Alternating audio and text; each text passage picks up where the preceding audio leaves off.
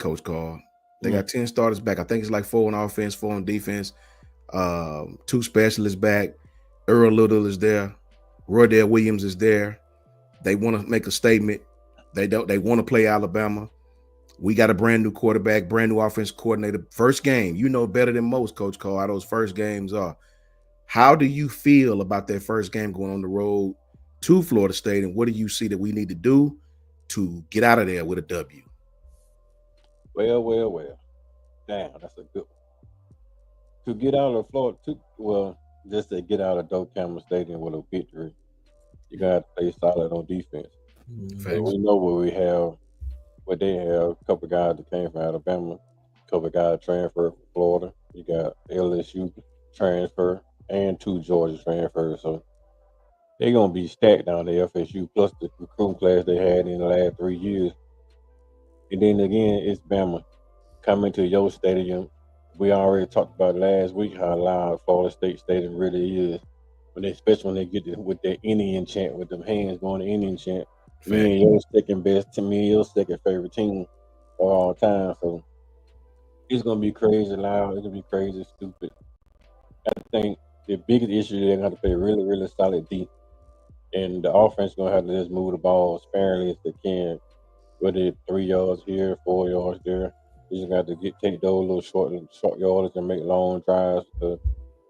With Gus Malzahn being there as play caller, you know Florida State gonna be explosive on offense. They're gonna come at you all different type ways especially from the run game. So Roydell Williams this year probably gonna get a ton of damn touches, Facts. a ton of yards with Gus Malzahn. So we just gotta be real solid up front. What's going on, Kim? How you doing, love? Latoya, I see y'all out there, man. Appreciate it. But we got to be real solid up front, Miss Susan. Thanks. Real solid up front, man. And we're gonna have to be real technical on the back end. Like you got to read all your keys. If you a safety, you playing wing back, tailback, or you read your tackle. Either way it go, man, you're gonna just have to play your keys and know what your drives are really, because if you read your keys, you know what Florida State gonna do on the Ghost Mount down. And the linebacker watch your guard, because when your guard pull, you just replace the guard. Boom, guard pull, you replace. Guard pull, you replace. Everything is pulling and pulled and kicked. You know, they pull around, they kick, and then they set the edges with those pulls from on Gus Malzahn, and then he spread out wide. You want to run down your throat with that 5 wide set.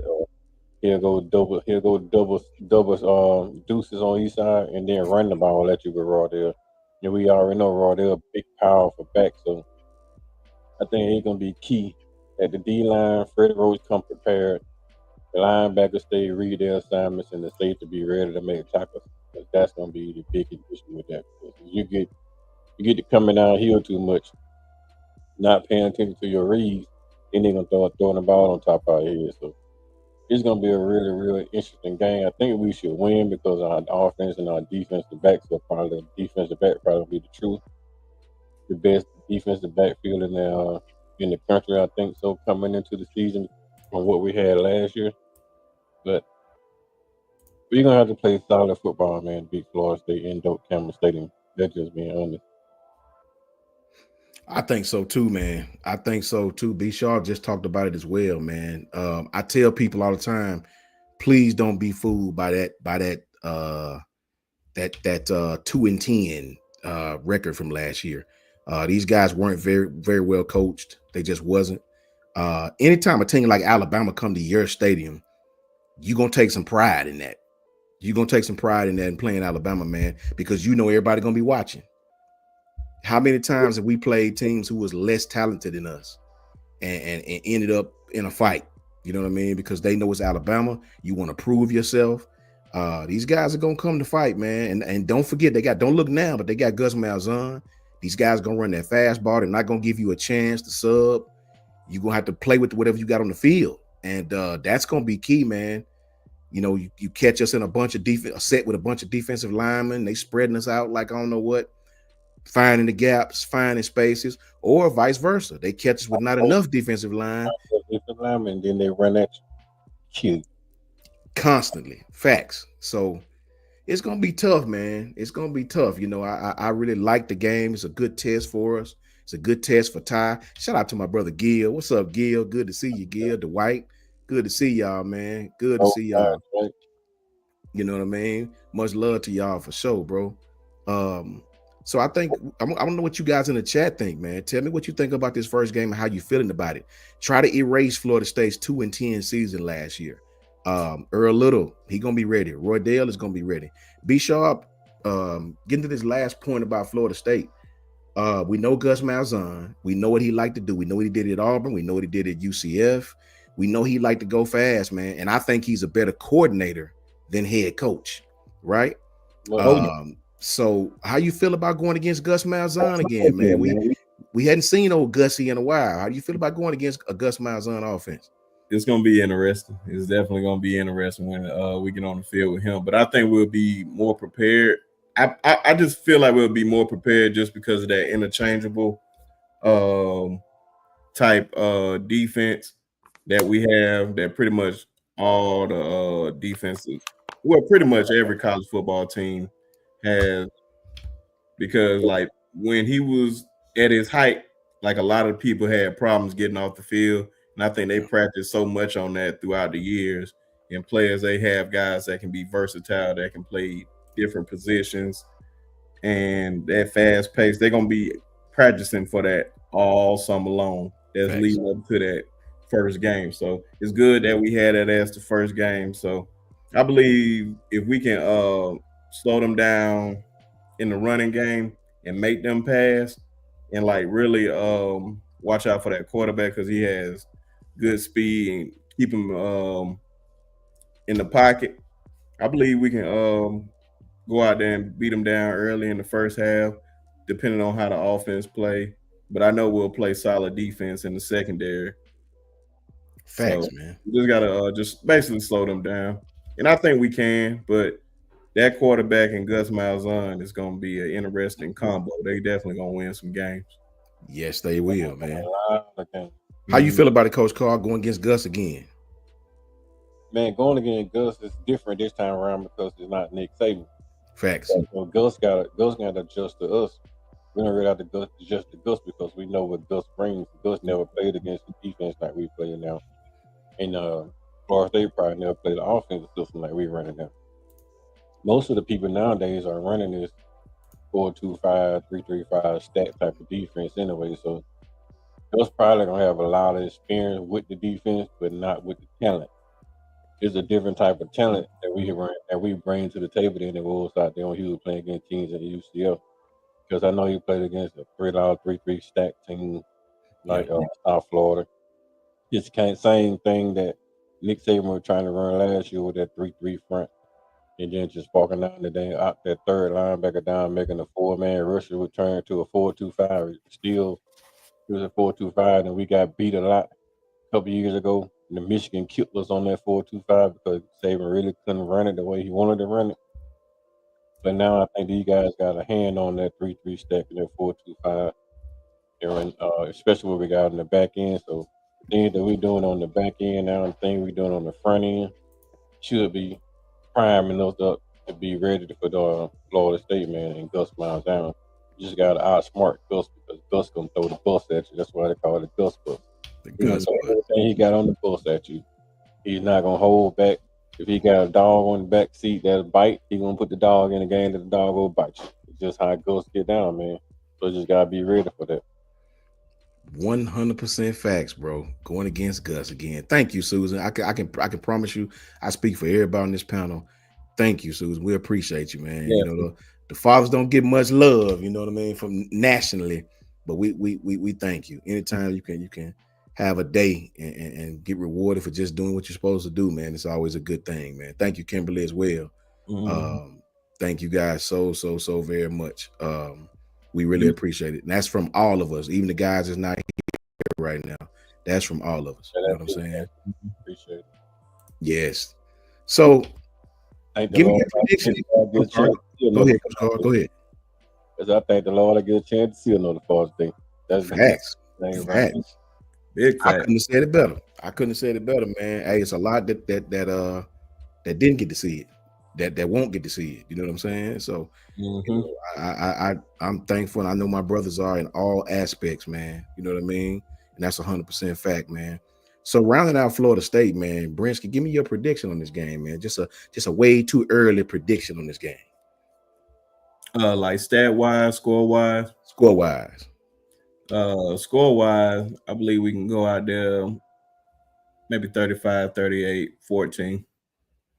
35, 38 ish, 14. That's a good score. I like that, Coach Carl. I was saying a little bit different because I think Gus gonna be able to put up some points on us being at the first game of the year. And Yeah, we gonna be experienced enough to do it. So I'm thinking more like 35-21 or 35. 35-24, somewhere in that area because it's gonna be a really good test inside of Doak Campbell Stadium. And don't be surprised if you look up, man, in the beginning of the fourth quarter, we got a tie ball game at 21-21 Yeah, or I hope that. 28. So don't be alarmed, man, because I think Florida State gonna bring the pain, man, especially with that athletic quarterback, the dual threat, kind of like Jalen Miro was last year, not as fast, but he actually a little bit better passer than Jalen Miro is. So Yeah, and with the weapons that they have with those big 6'3" and 6'4" wide receivers, man, it could be a test, man. So I'm not gonna count Florida State out, man. Just not gonna do it. I know what type of coach Gus Malzahn is, so you're gonna have to give the man in respect, especially on the offensive play caller perspective. So you gotta give him. especially especially on offensive play caller. That's a whole facts. Thank you, Latoya. We Mm. appreciate you as well. Thank you so very much. I say the same thing, but I say about 27-17, somewhere along in their first game. We may not be hitting on all cylinders, first game, ties first real action in a full complete game, not just for a couple of series here or there. I think we'll get better as the season go along. I say about 27-17, somewhere along in I'm calling the pick. We're gonna get a pick. pick six. We're gonna get a pick six. I don't know about who. I mean Money. that I get I get the money a pick six in that game. that makes sense being that the quarterback a little bit probably be a little sporadic with the pass rush coming off their end. He'll have to run. Everything will be geared up toward Craig Russo. Yeah, So you're gonna have to block Craig Russo. Period. If you don't block Craig Russo, he's gonna destroy your offense. So, yeah. What's up, Link? How you doing, Link? And well, here's the good thing for us, brothers. They're going to try to blitz Ty. Coach Carr can probably speak to this much more than I can on that defense side of the ball. He's a new quarterback. You almost have to blitz him to see. Let's see if he can, you almost got to put some pressure on him, man. So the opportunities on the outside will be there. the Speak on problem that, Coach Carr. the problem is blitzing Ty is not really the thing you want to do because Ty reads defense really well and he can get out the pocket. Mm-hmm. That's the big. He's not going to be scrambling out the pocket, not being able to deliver the ball downfield because that's what his job. His job is to distribute the ball, and Fact. he can throw the ball on the run way better than our last quarterback in Jalen, which I seen with films of Jalen this year in the summer right now working out. He's like a total different quarterback, like Yeah. kid on a whole another world. Like just all he needed was a quarterback coach, basically. So you see Ty scrambling out the pocket. Ty can make passes on the run. I mean, dead on the money. And he's subtly faster than people think he is. So I don't think blitzing Ty would be the right thing. I would think Ty would just be containing. Like, you just round him out, contain him in there, and make him step up in the pocket. And then let your defensive line do all the work. Because if you sending those edges at him and he steps up in the pocket and busts outside, man, you in for a long day. Because now you can't rush him. Now he got time to sit back and just wait on somebody to get open. I don't think you rush him. I think you just collapse the pocket on him and make him nervous, and not just come up there shooting blitzes at him, start running those wildcat blitzes, and then you turn the middle of the field open with a linebacker, somebody like Ryan or somebody like Jared Bernard cut across the middle of the field, and then now they streaking. Like that's one thing you really don't want to do with a quarterback that's accurate like Ty. It's not like that they're gonna miss those plays across the middle. So I don't think you blitz him. I think you just pressure the pocket, and then you sit back and wait on him to make a mistake as being like you said, a first year starter. Yeah. What you think, Brinsky? You think they're gonna bring some pressure on Ty? You think they're gonna sit back and zone him up and let him make the mistakes himself? I think they're just gonna blitz him. Anytime I have ever seen any new quarterback of anything, I'm always saying coaches usually blitz, and I feel like they're gonna be aggressive against him just because he don't have that much playing experience, and we on the road in Doak Campbell, so the crowd gonna be going crazy first couple of drives. So we just got to go ahead and mute them early. I hope so too, brother. I hope so too, man. You know what I'm saying? We got these guys, Florida State. We got who is it? Louisiana Monroe after that, I think. Yeah. And then we got Wisconsin. Wisconsin. Now, Wisconsin will be our first big home game. Obviously, Louisiana Monroe will be a big home game. You know, those little games, I hear a commercial where they say if you don't think those little games are big, try losing one of them. So, you know, but I do want to see a Big Ten school. This will be the first Big Ten school to come to Alabama since Penn State a few years back. Now, Wisconsin, man, these guys, they had the nation's third longest active bowl streak behind Georgia and Oklahoma. But that 22 season streak was snapped last year. These guys have had a lot of roster overturn. I don't think that season went like Luke Fickell wanted, trying to go from a power offense with run blocking offensive linemen to trying to get these finesse offensive linemen and run a spread offense. That takes a while, man. You almost got to flush half your roster to get those kind of people because, you know, run blocking linemen who really big and 350 and 340. And then you want these 305-pound guys that can move and pull. That's just really, really, really different. Now, Coach Carl, after finishing in the bottom third of the country, man, in offense, they made a change at offensive coordinator with hiring Jeff Grimes. Jeff Grimes is a hard-nosed offensive coordinator. He won't have an easy job, man, because most of their quarterbacks transferred out. Tyler Van Dyke, gone. Who else? His replacement, that Braden Locke kid, gone. That Billy Edwards kid, I think he's going to be the guy. So they're going to be breaking in a new quarterback, a couple of new offensive linemen, a new scheme, a completely new scheme. How do you feel we're going to match up with this Wisconsin team? I feel pretty good about Wisconsin coming into Bama. The crowd going to be crazy. It's our first real home game as far as against a Power 5 foe. I really think the fans are going to be excited. I think Wisconsin's going to run into a buzzsaw that night. Yeah, defensively, we're going to be straight because Wisconsin not going to know what's going on. Really, it'll be good game 3 for them. So they'll be still just like us, still trying to experiment on what we got going on, even though they've been doing the same thing we've been doing, is working with the offensive coordinator all season long. Like basically in January, they've been working with their new offensive coordinator. Facts. But I think we'll be better suited for Wisconsin on defense than we will on offense. Because on the offense, man, it's going to be a different type of physicality coming from the Big Ten. Yeah. You know, every team we play in the Big Ten brings the pain. It's just something about the Big Ten schools. They bring the pain for some other reason. They play somebody outside the conference, they're trying to kill them. Facts. Inside the conference, you know, they're a little bit more laid back, a little more timid. But outside the conference, man, they're trying to kill everything moving. So we're gonna have to come with it on offense, man. The offensive line gonna have to be in a hell of a good shape. I mean, they're gonna have to be clicking on all keys because the Big Ten edges. It's just something about the Big Ten edges, man. Like they probably got some of the best defensive ends in the country. I just don't understand. Like they can take a 2-star defense end in the Big Ten and turn us to a first round draft pick. Yeah. It's just something about the water or something in the culture of the Big Ten to make them so strong or so physical. So we're gonna have to really be on our P's and Q's on the edges. So our 2 tackles are gonna have to be on their Q's because if they're not, man, we're gonna have a lot of pressure in quarterback's face, and they're gonna make it real tough on us on defense. So I think the run game against Wisconsin probably gonna be our biggest, our strongest suit. You know, just doing a lot of draw plays. We get in the 3rd down and 4 or 5, you just drop back and then like you're gonna drop back and do a pass, and then you just hand it off for a draw.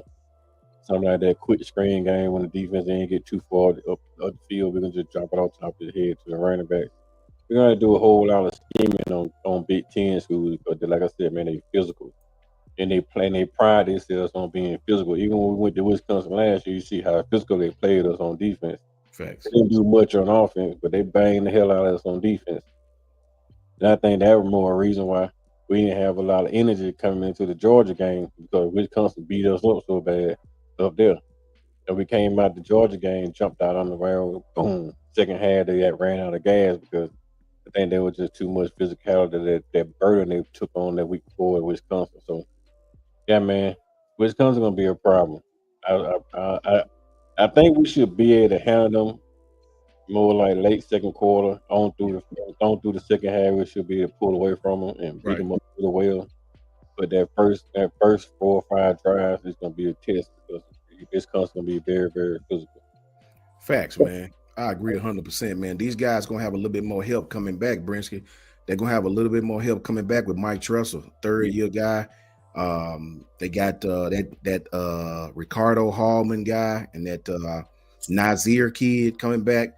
They both starters, 51 tackles, 5 pass breakups. If it's one thing about those guys, they're gonna be fundamental on defense. They're gonna be fun, just like Coach Carr said. They're gonna be fundamental as hell on defense, and they're gonna give our tackle or try to give our tackle some problems. Really, really well coached outside linebackers and DNs, guys that understand technique and how to get under your pads. How you feel about our offense being as young as they are, going against their defense at home? One thing we know with a Luke Fickle defense, man, they're gonna be tough. They're gonna be really, really tough. So I expect a lot out of them, especially they D lineman, Brandon Lane, gonna be one of those guys that everybody need to watch out for on that line, just to see how that line gonna hold up in the middle with Tyler Booker being out, and we have uh, what's his name? Campbell, Yeah, is it Camberry or Dewberry? Cam Cam Dewberry? Dewberry, I think. Cam Dewberry with Dewberry right there, but he's a solid guy too. Yeah. But I know Brandon Lane is one of those guys you need to watch out for in that game, and also that wide receiver Chris Brooks. Chris Brooks. Yeah. Just seeing how those guys play. It all depends on the quarterback play. I don't know what they're going to put out there at quarterback this year. I didn't even know. I didn't even know Tyler Van Dyke transferred. I just thought he just ran out of eligibility. So I need to find out where he went. But it's just going to be interesting to see what those guys going to roll out there at quarterback position, because they at least have a decent quarterback. I know they're going to target Brooks a lot. Facts. That's a whole. That's that. I couldn't have said it better, man. If it's one thing I'm confident about, Wisconsin will be solid on defense. And the run game gonna be stacked. Like they're gonna have a really good running back. It's Wisconsin. Really good running back, man. Got a couple of them actually. The thing about it is they got a revamped front seven. They got some kids out the portal from Tulane. Parker Peterson from Tulane. Got a kid from Western Michigan who was really good at Western Michigan. That Corey Walker kid, and they got an LSU transfer. Defensive tackle kid, Jay Scrubs, I think it was, Subs or something like that. Kid can play, man. So they gonna be really, really revamped in the front seven. What's up, Bino? Brian BT, what's going on with you, bro? Hey, Anitra, good to see all of you. Thank you for tapping in with us. We just previewing Florida State and previewing Wisconsin really, really early to see what we think about these guys. Where could we fail if we're not careful? Where do we need to really attack them at? Where have they gotten better at? Wisconsin has a third-year defensive coordinator, so if any place they'll be good, it's just like the guys just said, they'll be good on defense. They finished tied, man, for 122nd in the country a season ago with just 17 sacks all season long. You better believe they're gonna try to change that. Michael, what's going on with you, bro? DJ Smitty, what's up, my brother? Good to see you, family. Good to see you. What's going on? The problem is, they'll be behind so big that they didn't get a chance to pass. They rush the pass that much, so everybody be running the ball, just running the milk out the clock. So, I think with 17 pass rushes, man, 17 sacks, you got to think about how many pressures they had, how many times they affect the quarterback without getting the sack, how many times they collapse a pocket around the quarterback and he escaped. So, it's a lot you got to look at with that defensive pressure. And his sacks number is not going to be, a lot of time and not that high. Like Bama's sack total wasn't that high neither. But they affect the quarterback immensely last year. Years before, Nick Saban had low sack totals, but they had a whole lot of pressure. So it's more nowadays it's more about how much pressure you get on the quarterback than it is how many times you sack him. You Yeah, want him to throw turnovers. Sacks look great, but you really want them to be at running out of the pocket wild, crazy, and throw up in the air so you can get a pick, and then you got an opportunity to turn it around. So, I mean, you sack them and he punt, they get a 60-yard punt. It still don't turn the field position that you really want. So facts. you want them running around crazy and putting the ball up in the air for grabs. That's what you really want. So you just want to affect the quarterback as a defensive line. Mhm. I tell you this, they got both teams coming into the game against each other at Tuscaloosa, and both teams being 2-0. I think Wisconsin start off with Miami of Ohio and Middle Tennessee as we face Florida State and Louisiana Monroe. So both teams in a perfect world should be 2-0 coming into that game, believe it or not. Yeah. Lot to play for. Crowd gonna be raucous. Give me your score, Brinsky. Give me what you're seeing with a new quarterback. They have a new quarterback as well. Quarterback scheme, offensive front. Give me what you're thinking, man, coming into Tuscaloosa. Man, I feel like they come in there and play any way that they played last year. I see it going the same way it did last year, but more tougher for them on the defensive end when it comes to this because of all the guys we have returning. I believe we can make a lot of noise in that secondary, especially with that quarterback. I believe this secondary is going to have a lot of experience with Cam. I'm about to say Cam Coleman. Uh, Dang, now I've got his name just that quick. Cam Calhoun. Cam Cam Calhoun. Calhoun back there. So with that secondary, if the defensive if that front seven does his job, I expect the blowout by us, and I can see maybe 40 to at the most that they score 17. Shout out to my brother Piano Man. I didn't even Piano Man. This screen yard is crazy. You got to scroll down. It used to be where I could see everybody on the line, but if you don't, thank you for sending me that message because I did not even see you, brother. Much love to my man Piano Man. We just finishing up Piano Man about Florida State and Wisconsin. We previewed Florida State and gave our score predictions, gave why. We just wrapping up Wisconsin. B. Sharp just gave an awesome one. Coach Carl broke it down. I got to get him on his score. Just in a quick nutshell, both teams have quarterbacks that will be first year starters. Both teams will be going into different schemes. Wisconsin, different offense coordinator. They should be 2-0 coming into Bryant Denny. What do you feel, Piano Man, since I got you on here right now? What do you feel will be the outcome of Alabama, Wisconsin going into the game? A team that struggled big time on offense last year, but defense wasn't that bad. Just like Coach Carl said, a lot of people back on defense, a sound defense, fundamental sound defense, not a lot of super 5-star stardom, but definitely a team that's got a very, very good defensive minded coach. And being a Ty, be a first year guy, will look to doing some things to Ty on the football field. What do you feel about that going into this Wisconsin game? First, forgive me for my lateness, Coach, and Good, brother. but I'm here. Yes, Good sir. to see my brother, brothers, and everybody in the chat. Check this out. Uh, Ben Barton, Daryl Peterson, Ricardo Hallman, Nizer Forquan, Austin Brown, and Preston Zachman. 6 returning starters on the defense. I'm telling you, and I've been saying this all week. Anything past 4 on any side of the ball like that, that means you're pretty experienced. That means you're pretty experienced. Wisconsin returns that on defense, so which kind of gives me a signal that I'm not putting their offense out to dry or out to the pasture, Facts. but they're going to rely heavily on their defense to set them up, to set them up. Because I don't think that the on offense, Wisconsin they have 4 returning starters. Facts. So it's not that they're bad, but in the main positions they got replacements. So they still got to learn the game, and so learn the system. So to answer your question, the defense is going to come at Ty. I believe that they're going to run multiple sets to confuse him, run multiple sets to confuse the O line. I've been hollering it all summer. is that the O line for Bama is going to have to be the X factor of the team this year. This is going to be the game, in my opinion, uh, that's going to solidify what which way we going this year as far as offense, because this is the perfect storm right here for Bama to either, make it happen, or you're gonna stub your toe. It's gonna be one of those two. Because a team like Wisconsin, you give them some confidence early in the game, they're gonna be sticking around. And so, but I believe Bama can beat them.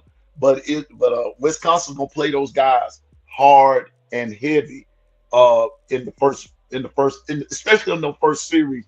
They're going to be like two heavyweight boxers battling it out.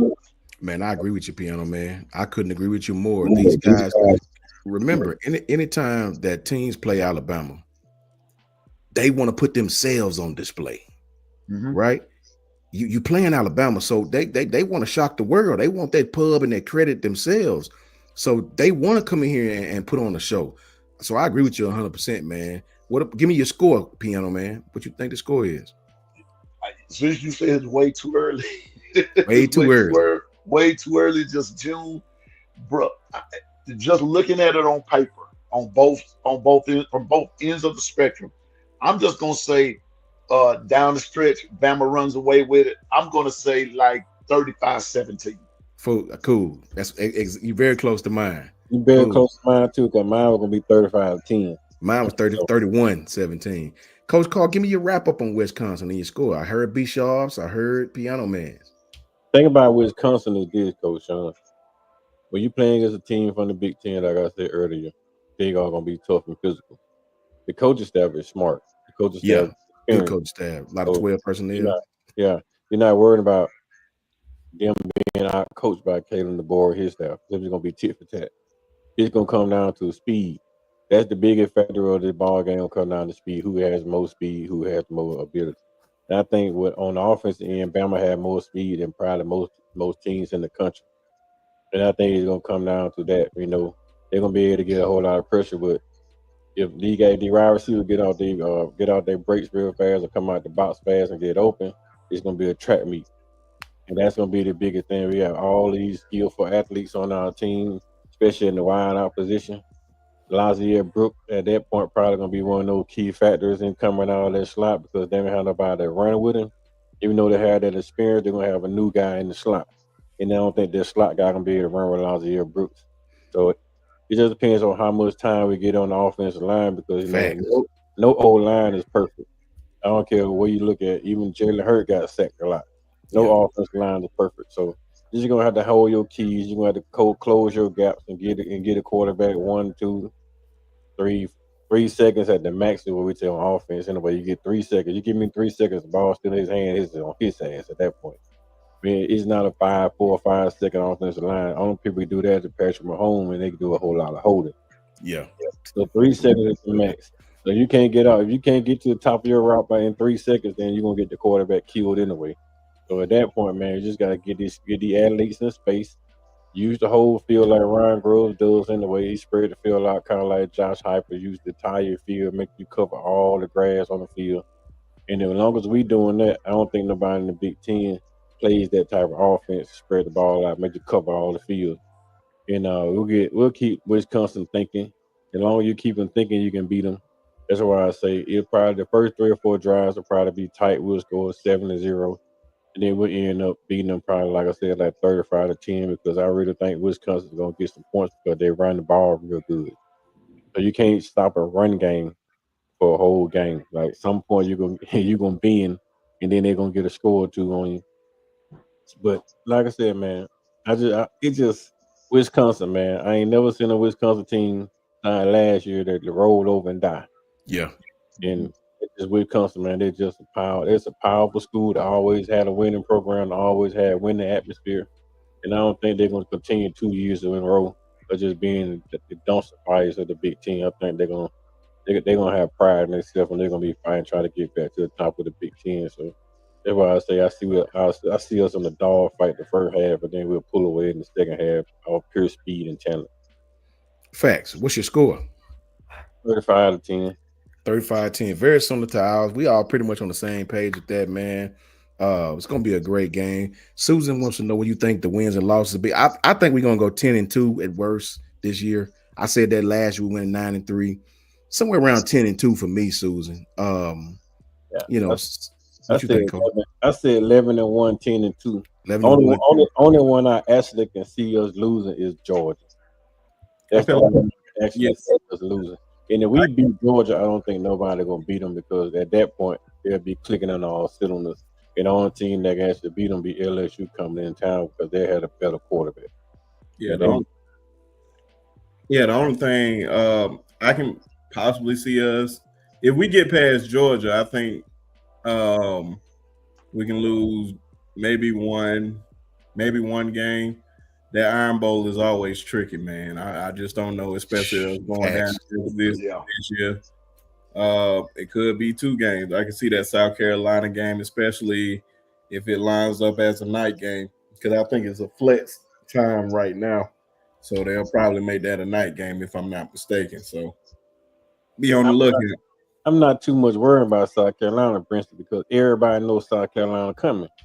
Mm-hmm. The teams that everybody knows who's coming, they're not going to take them lightly. Last year, they took South Carolina lightly because they didn't know what they had. And then those edge rushers come out there, man, made the whole damn world miserable for everybody. So I don't think they're going to take them lightly. I think LSU will probably be the one that they'll end up slipping because they'll take that damn Nussmeier a little bit for granted because he'll probably have a few turnovers by the time he get to Alabama. And I think that's the one that'll sneak up and get him. And if he clicking on all cylinders, it'll be one of those Joe Burrow type of year. They have a quarterback to come in and Tuscaloosa set you on fire. But Auburn is Auburn. And we already know what goes on that barrier ground. So all that witchcraft going on Indian barrier ground. So I agree, man. Look, I tell you this. Shout out to my brother Patriot Life, and shout out to Sun. Shout out to Link. Patriot Life. Mia, he says, Coach Sean Brinsky, long time. Yeah, man, I had to hop back in there, Patriot Life. Say hey to Patriot Life. Patriot Life right there. Hey, Patriot Life. You know what I'm saying? I haven't seen him in a while. Hey, yeah, man. You see Brinsky? Say hey to everybody. Hey. In a while. I've been busy, guys. Yeah, man. So I shout out to you, Patriot. Like, good to see you, Rob. Good to see you, brother. This one here got me going every single day, brother. I'm in practice. I'm out in the sun. I'm inside. I'm outside with the cheerleaders cooking like a damn baked potato. You know what I mean? So, but I got to do it. Brinsky will be there here in just a minute. No, but I don't know, man. I don't know. I 10-2. I'm kind of with Coach Carl, but Brinsky's right. Piano man. That deadgum Auburn, man. Really think about it. When is the last time we really whooped them at Auburn?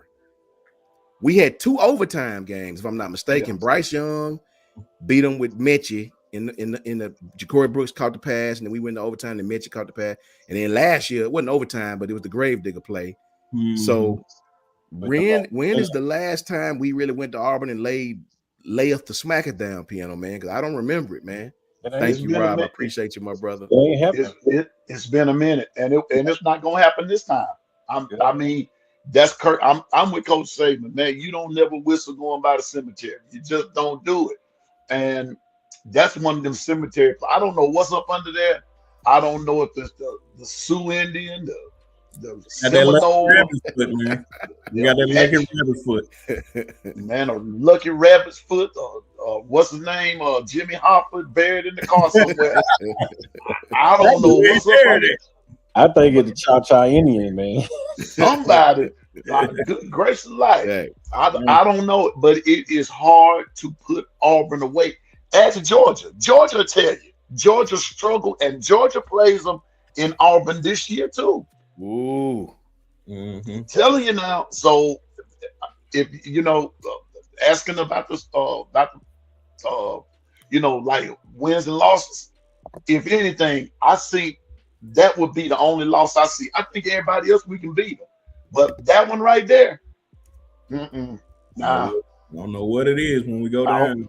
We go down there like We forget how to play football. They get the rubbing, the juice, and all that kind of stuff, and the chanting and all that kind of stuff, and Yeah. and before Yeah. you know it, then and listen, grave digger ain't gonna work all the time. You got to go on and beat them boys, man. So And I don't want it to come down to that. I I don't don't want either, exactly, man. I don't either. So to answer Coach Sean's question, 11-1, and I think that would be the one game. I think we beat LSU. I believe we beat Georgia. I don't think Georgia's that good this year. We'll see. They'll be 2-3-0. By the time we play them and everything. But I think we're gonna pin that first loss on them. South Carolina, no, they're not gonna sneak up on anybody this year. Vanderbilt, we owe you. Tennessee too. So, but Coach Sean, I wasn't in here for the first game. Right quick, what I worry about in the first game is a dude by the name of Squirrel White. He went to Florida State. He went to Florida State. Oh wow. I thought He's he at was still at Florida State. Tennessee. Wow. No, Okay. sir. He transferred. He Wow. transferred to Florida State. They got Hakeem Williams first. Hakeem Williams, Deuce Robinson, Squirrel White. Mm. Now, Hakeem gone. Hakeem gone. Yeah, he gone. I think he Okay. is Colorado, if I'm not mistaken.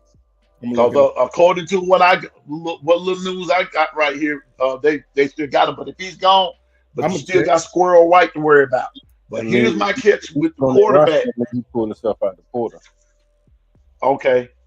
Calistanos, the problem with him, he's a running type quarter. He's very Right. mobile. He's very mobile. Bama cannot afford to overrun plays on defense. If you got him hemmed up, hit him. You got to get him. Because if you overrun him and he gets that first step on you, he's gone. I'm telling you.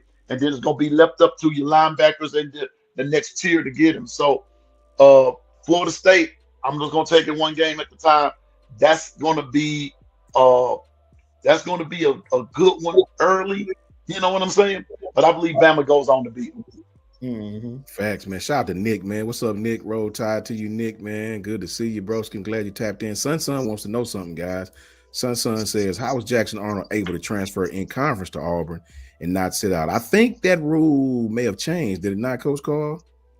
No, you can't transfer in season. Like you can't go through the spring and then transfer to another SEC team. But after the season over, After the season. Okay. Yeah. Yeah, I knew it was something different about that. So Mm-hmm. yeah, he's that I personally don't think dude was that bad, at Oklahoma. I know he didn't play well, but the kid was a 5-star for a reason. He can play, man. Big shout out to my brother Patriot Life, who always setting it off. Yeah, he does. He does, Coach Carl. I just think that the scheme wasn't right for him. Yeah, Yeah. exactly. I just think Exactly. the scheme wasn't right for him. Happy Father's Day to all the dads. Hope you have a blessed one tomorrow. Hey, likewise to you, Rob. Much love to you, brother. $10 super chat from my man Rob. Always good to see Patriot Life, man. Always good to tap in on my broski from another Moski. You know what I'm saying? Thank you, Rob. I appreciate you, man. Make sure I let Mia know too, man. Nicole, what's going on with you, girl? Good to see you. How you been? How you doing? I don't know, man. I don't think anytime you got a new quarterback, I get nervous. Me and B Sharp and John talk about this all the time about the quarterback. To me, man, that's the one position that can really, really, really make or break your season, no matter how good or bad your team is, right? The quarterback, if you got a great team, can really let your team down and you'll lose 2 or 3 that you shouldn't have lost. Sometimes if your team ain't that good and your quarterback is outstanding, as Auburn National Championship, you still can win, So that QB spot is extremely important. And anytime you got a returning starter, I get nervous about that. Even though I know it, Florida State don't have one. I was speaking about LSU at that time, but I agree with all of you guys. I agree with you 100%. Florida State has a returning starter because he started. He started somewhere. Facts. And it makes me nervous, man. It makes me nervous anytime you have a quarterback with some experience. It just because they're going to see things that a young quarterback won't see, especially early in the season. I don't really have too much worry about Ty Simpson, man, because Ty is Ty. I mean, I watched him practice. The kid is a reader. Like, yeah, it ain't much you can get. It ain't much you can change. Like, You look at him, look at Jalen. The speed is the biggest difference in running the ball. Speed and a little bit. I think he stays in the pocket a little longer than Jalen does, looking downfield. But when he's scrambling, he can really scramble really well. I mean, he's exceptionally fast, but I think he's a better passer from the pocket than Jalen by far. I mean, by a long ways. Like he can hit every single throw from the short to the enemy to the deep pass. He don't have that dynamic arm like an Austin Mack, but that kid can throw the football, man. I'm telling you.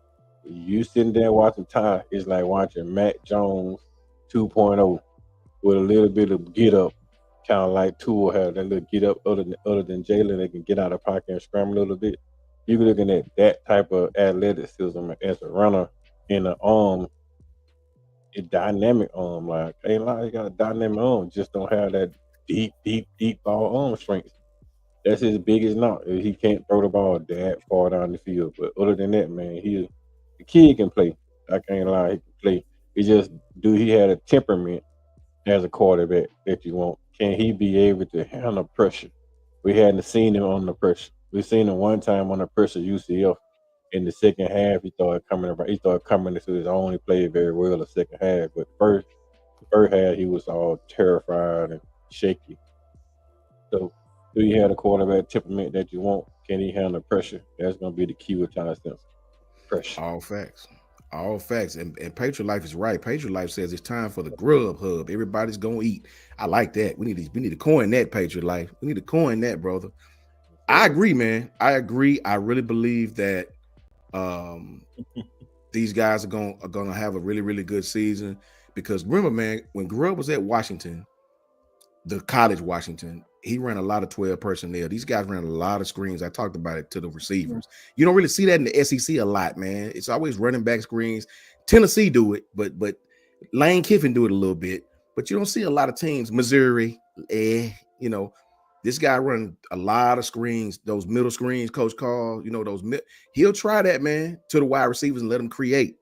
I personally can't wait to see what happens. And that I think our season really rests on that quarterback position. Now, transitioning to this with B Sharp, man, I'm not a real big, I sort of lost my love for recruiting, man. I really don't pay attention to it anymore because I used to be the main guy waking up on and recording the recruiting days when these shows come on, the National Signing Day. But ever since all these kids be leaving, and I think the Caleb Downs stuff really broke me. Not as far as mad at him, but my love for the recruit type thing. I don't even really care anymore. Just tell me who we got. But every once in a while, I get really excited about somebody that commits to Alabama. I'll watch their film. Okay, he's good. So what? He probably won't be here. But I'm gonna tell you something, man. I was really excited about this kid, Sam Utu. Look, man. I'm not the offensive line coach, but I know a little bit about offensive line. And Coach Carl, Brinsky, Piano Man, this kid got a hell of a good feet, man. I mean, he technical as hell, good punch, really good versatility, play guard and tackle. His hand placement ain't, most of the time in high school, Coach Carl can tell you this, these kids who are a lot bigger than everybody, they really just, they get over on their athletic ability, right? They're just stronger and bigger than the person across from them most Friday nights. In the SEC, you got to have some kind of technical ability. Bentley boy, SBJ, what's going on, my brother? It's been a while, family. Good to see you, boy. Good to see you, man. Much love to you. But when I watch this kid, guys, I get excited, man, because he's the first kid in a long time, that I've really seen who technically sound and quite frankly, to me, was a better pass blocker than run blocker. Wow. This kid, I mean, his kick slide was awesome. His setup was awesome. He got depth on his kick slide. He has the size of a guard, though.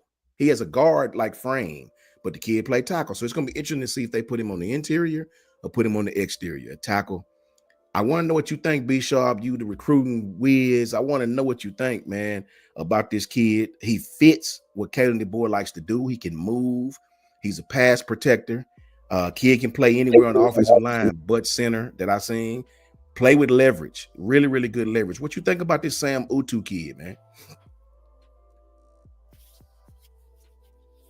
B. Shaw went dark.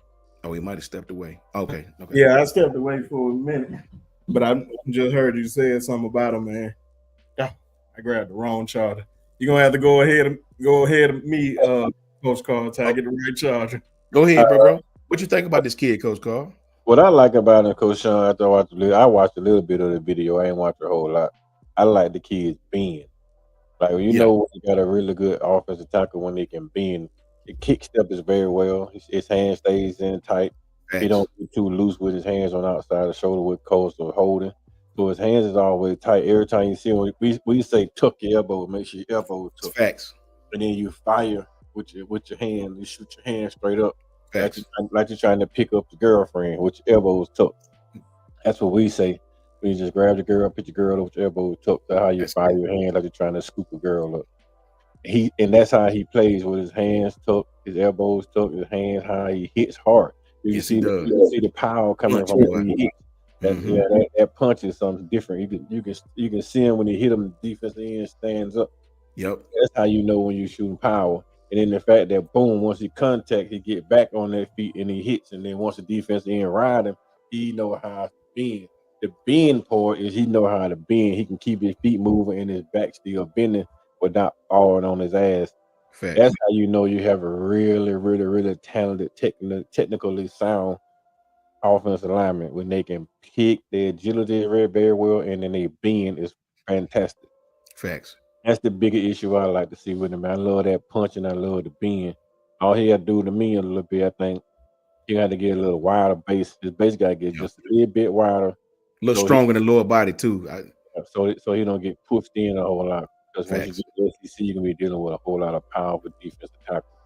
So he got to get to the spot and then get a little bit get them legs a little bit wider and get them legs a little bit stronger because you don't want to run against a 6'4", 320 and that kid moving down freight like a mountain. So that's gonna be the bigger issue, man. I think that's a solid pickup for Alabama, and I Yes. like it. And I think he's gonna play guard in the Okay. college. I think he's gonna play guard at college because of the fact that the defensive ends in college are a whole lot faster. Like you don't want to line him up against a Dylan Stewart Oh because yeah. he's Facts. not gonna try to bull rush him. He gonna just run around him, set him up for the open dope, give him inside and outside. He give him outside, then go in on him. Yeah. So he gonna probably be more guard, taking on that 3 technique, Mm-hmm. and Is he Piano Man still down there? should be able to handle that. So Oh my God. hopefully everything going well. And Piano Man, my bad, brother. I'm sorry, man. I can't even see you on this thing. Why is it only showing 3 boxes? It used to I show think- like 5 of them. I think because what you call screen yard been tripping trying to get more money. I see, man. My bad, Piano Man. I didn't know you was back, bro. Hit me on the phone if you ever happened, because I don't even be seeing you. Okay. So go ahead and finish, Coach Carr. I'm sorry. That's the bigger thing with me. I like his punch, his kick step, and his bend. And if he can get that, he get on the inside and play guard with that way he kicks and way he moves. I think he'll be a solid pickup of a guard because you can't really blitz him. He not that guard. He won't be that guard that gonna just get in the hole and loop. Out. He gonna know his keys. He gonna boom. You tell me I got a B gap. I got a B gap. Period. Thanks. I'm not gonna be looking at A gap. I'm not gonna be looking at C gap. I'm gonna look B gap and I'm gonna keep shoulder square. So if I chip, I'm gonna be chipping, but my shoulder's still gonna be Shoulder square. B gap. Facts. So Facts. that's the type of kid I see from him, man. I love it. I'm very excited about this kid, B Sharp. Before we get Piano Man's, I'll get his take on it.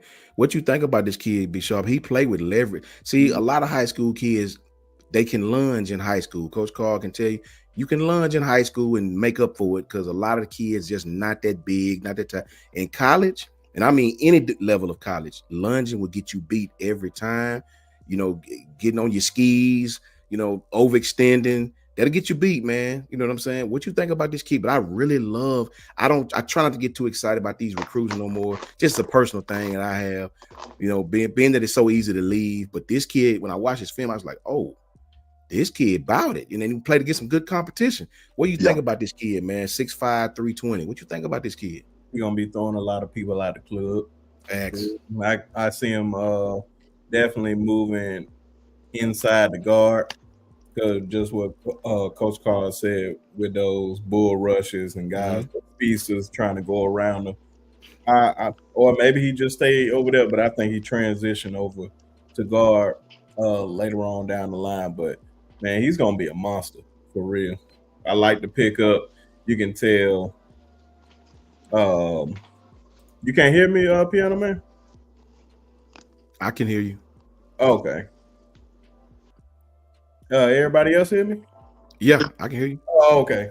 I just seen that, but yeah, man, he's definitely gonna be a problem. I like what this coaching staff does, especially on the evaluation side when they go look for a player.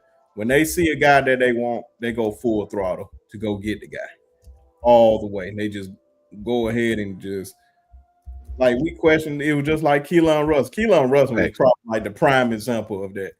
Everybody like, especially that little man down there in LSU, talking about, oh, Alabama now going to get SMU 3 stars as their quarterback. Oh, how has the kingdom has fallen? Facts. And he turns out to be on some sites #1, but at worst the #2 recruit out the whole class. So that tells you a lot about him, and especially going to Elite 11, showing out. I believe this kid is a super underrated kid for real. He's related, if I'm not mistaken, he's related to Tua and them. Yeah. Yep. So that connection right there helps a lot. And Tua's father, need to give him a big shout out on this. I believe he helped a lot. He brought him on in. They brought him up there. Facts. Brought him on in. So they're like, hey, you see where they got to. I know this staff that lets you know they believe in this coaching staff. They can go far. And Coach Cap is doing a real good job on that trail. So, hey, man, it's going to be a problem, man. I'm loving everything about this recruiting class. Facts, man. I always resort to B. Shaw when it comes to these recruits. He be hitting it right on the head with them, man. Piano Man. Now we got Jackson Lloyd last year, who was my favorite. Outside of Michael Carroll. We picking this kid up. This kid is fundamental, and they're different kind of offensive linemen, man. These kids are, some are aggressive run blockers, some are very good pass blockers. What do you think about this kid, man? I try not to get too high, too low. What you think about this kid, Sam Utu? I'm just going to use 2 words: fundamentally sound. Yes. Fundamentally sound. From what I've seen, and then the other part of that being fundamentally sound, I love his attitude, his approach to the game. He knows that, where he is, he's good. He understands that. But where he's going, where he's coming to, he knows that this is the best place to get better, to take him to the next level. So shout out to, like you said, to his dad, but also shout out to the coaching staff to wanting to solidify your future, because now you're losing Jaden Roberts. Wilkin Formby is going to be leaving in a year or two. Caden Proctor, all those guys. All you're doing is securing for the future, and you're getting big guys who can literally move and fit the scheme. And so this dude literally fits the scheme.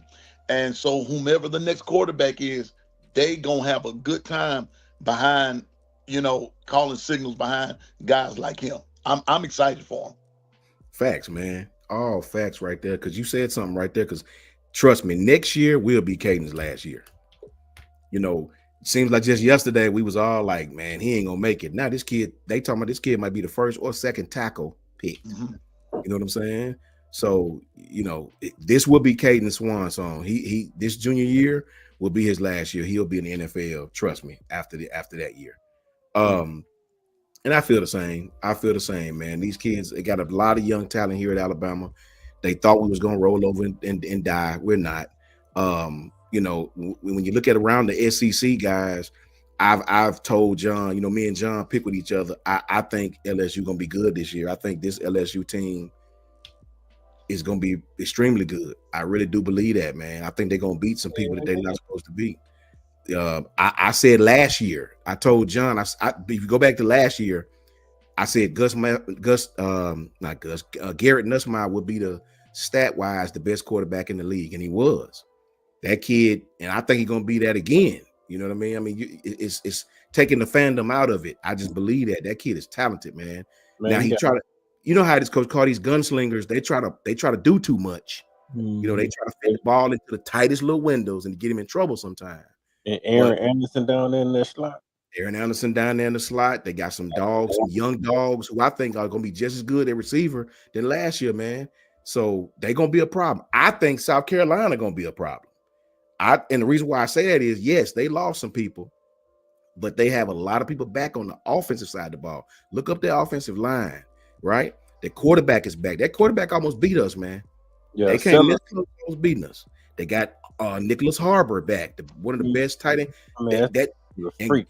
Yeah, a freak, man. That kid, he fast. The kid like 6'4", 6'4", might be taller than that. Facts. So, man, I just, you know, I just really believe we got to play sound this year to really set our goals and make our goals for the college football playoff. If you guys have one team, Coach Carl, if you could have one team this year outside of Alabama that you think can be a problem, we may not even have to play the team. But who do you think that will be, man? Who do you think gonna be the team at the end of the season outside of Bama that everybody gonna be like, okay, they're gonna make it to the SEC championship game? Yeah, that's I mean, tough. It's so many teams out there, man. And especially in the SEC, man. You can't never say Lane Kiffin gonna have a bad year because Lane Kiffin is Lane Kiffin. Yeah. Tennessee, even though they lost Nico, they may be better with a more veteran quarterback coming from UCLA. Still got, like you said, Lenore Sellers and them over there in South Carolina. You got Orange and lurking in the windows down there with Hugh Freeze. Man, it's, oh my God. It's wide open. LSU, you know, just like I said, but I know somebody with that talented offense he gonna have down there. And he can be anybody, man, like easily. Texas A&M with that high power quarterback they have with that as a quarterback. So, and you still got that guy, man. That guy can coach, man. Came from Duke. He showed everybody last year that he can get the best out of nothing. So you talk about, I don't know, man. That's a hard one. I think South Carolina probably be everybody's best pick because you know the Lawrence Sellers and those balls over there with those two bookends, that defense that they have coming back. I think that'll be everybody's best pitch with South Carolina because the O-line was very good last year. Quarterback turned around at the end of the season, became a really, really good player. And he more passing than he wants to run at the end of the season. Now he can stay healthy. I think South Carolina end up being 9-3, 10-2 type of team. Yeah, fact. They get Georgia, you know, all they want over there on that side. Well, it ain't no East anymore, so they be pushing Alabama and Georgia for a shot at the SEC championship game. I think in South Carolina. But I really, really, really won't sleep on Ole Miss because now it's not a division. And it's a Kiffin. So that dude there know how to coach football. And if you get any little step on you, Lane Kiffin gonna beat you. So it could be South Carolina Lane Kiffin, man, because like I said, it ain't the East and the West anymore. So anybody open for us. All right, B, let me get you a B sharp. So now Coach Carr told you it's tough. It might be South. Remember now, this is a South Carolina team that physically whipped Clemson, the ACC champion, right? And yes, they lost some defensive personnel. They did. But they have all their key pieces on offense back as far as their receivers, they tight end, they quarterback, their center who makes all the calls on the offensive line. And we got to go down there to that cockadoodle-doo, that Ric Flair entrance. Yeah, so how you feeling about that, man? Last year I said the games I thought we might lose was Oklahoma, and I said Georgia, I believe, and we lost to Oklahoma and Vandy, right? This South Carolina game on the road is very dangerous, man. I want to know how you feel about it. You asked me like what team we can see playing outside of Bama in the outside SEC. of Bama, yeah. Texas A&M. Oh, okay. Yep. Okay. Texas A&M, just based on how they schedule is set up. We got UT San Antonio, Utah State. They go on the road to play Notre Dame. I feel like they can get past that Notre Dame game, then they got Auburn at home. They got Mississippi State. in Florida at home. Then they go on the road to Arkansas and LSU. Mhm. Those are winnable games based on everybody they had. Well, Arkansas, LSU, and Missouri. Then they got South Carolina at home, Sanford, and then they play Texas on the road. Texas Mm. is probably one of those games that I say keep your eye on because they can possibly, up to that point, have just one loss One low. Facts. based on the schedule and everybody that they have on their team. They got Desmond Ritz, who came from us. This gonna be his third year, Mhm. and he's a former 5-star. You got Julian Humphrey coming from Georgia, another former 5-star. So that secondary is just loading up. They really didn't lose too much on the offensive end. I wonder, is it going to be? I forgot the quarterback name. Just that quick. Marcel Reed. Marcel Reed. Who is going to have a new year? Yeah, yeah. Facts. I know he's been in the weight room. Another year in the system. Definitely good at throwing the football and a good runner. So man, it's gonna be just keep your eye out there on Texas A&M. Man, they can really make a run at this too. They don't really play. They don't play Alabama. They don't play Georgia, Georgia. Oklahoma. So they really have a big chance to make some noise. The only big game that they really play for real up to this point is Texas, and that's the last Wow. game of the year. Don't count out Notre Dame and Auburn, man. I'm telling you. Yeah, of course. I'm just saying they at least have. That's what I meant to say. Notre Dame, they go on the road. I feel like they get past Notre Dame going up there, then they have Auburn at home. At least they have Auburn at home. Where do they play LSU at? They go At to LSU. Baton Rouge. They got to At go to Baton LSU. Rouge. Yeah, Mhm. but I feel like if they can go up to Notre Dame and get out a win, I feel like they can go down there to LSU. That's gonna be bad blood anyway because of that game last year. They had a big time game, and Yeah. Texas A&M won that one. But I know they're gonna have bad blood for Auburn too because Auburn beat them last year, and I think a double overtime, a triple overtime game. So it's gonna be really interesting. It's gonna be, I say, games you need to circle with them is Notre Dame, Auburn, and Texas, All and right. possibly LSU. Just depending. I just got to see how that defense look. I like it. LSU defense. I like it. Say it again. My LSU defense. LSU defense. I just got to see how they defense look. 100% facts, Nick. 100% facts. Now, Piano Man. Now, B Sharp, he hitting on Texas A&M. Coach Carr talked about South Carolina as well as I did. And shout out to Latoya on that because she called it. Facts. She called it. So tell me what you thinking, Piano Man. What's the team outside of Alabama that you think, in a perfect world, we may face in the SEC championship that ain't nobody really saying nothing about? B Sharp took mine. I was gonna say Texas A&M. Their ability to you was talking about just a minute ago about players that you can possibly miss out on and players that we get. When we missed out on KC Concepcion, and he went to Texas A&M, that's when I knew. Then I said these guys gonna be for real because that dude was cold blooded. I think he was it Duke, Wake Forest? He came from out of the ACC thing. Yeah. But that dude can catch. With Marcel Reed, you had all those guys coming back, and then you had you got 7 on offense, 8 on defense coming back. That's 15 starters coming back for from both sides of the ball. That is important. B Sharp also brought in another point. But I'm going to add to it, if you don't mind, B Sharp. By the time they play LSU, which is on October the 25th, injuries going to be the set in somewhere for somebody. Got to watch the injury bug. So who will have the injuries going into some of these big games? And that's going to determine, in some cases, who wins, who loses. So just to say all of that, Texas A&M, that's my choice of who Alabama could possibly see in the SEC championship game. Whew, that's tough. This conference is crazy. It's like Coach Carl say, man. Auburn, LSU, Texas A&M, Alabama, Georgia, Texas, Oklahoma. You can get your ass whipped any week if you ain't careful. Yeah.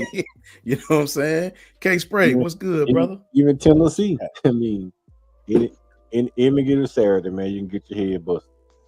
Don't get too high, get too low. Brinsky, grab that for me 1 second. Yeah, man. Don't get too high, don't get too low, man.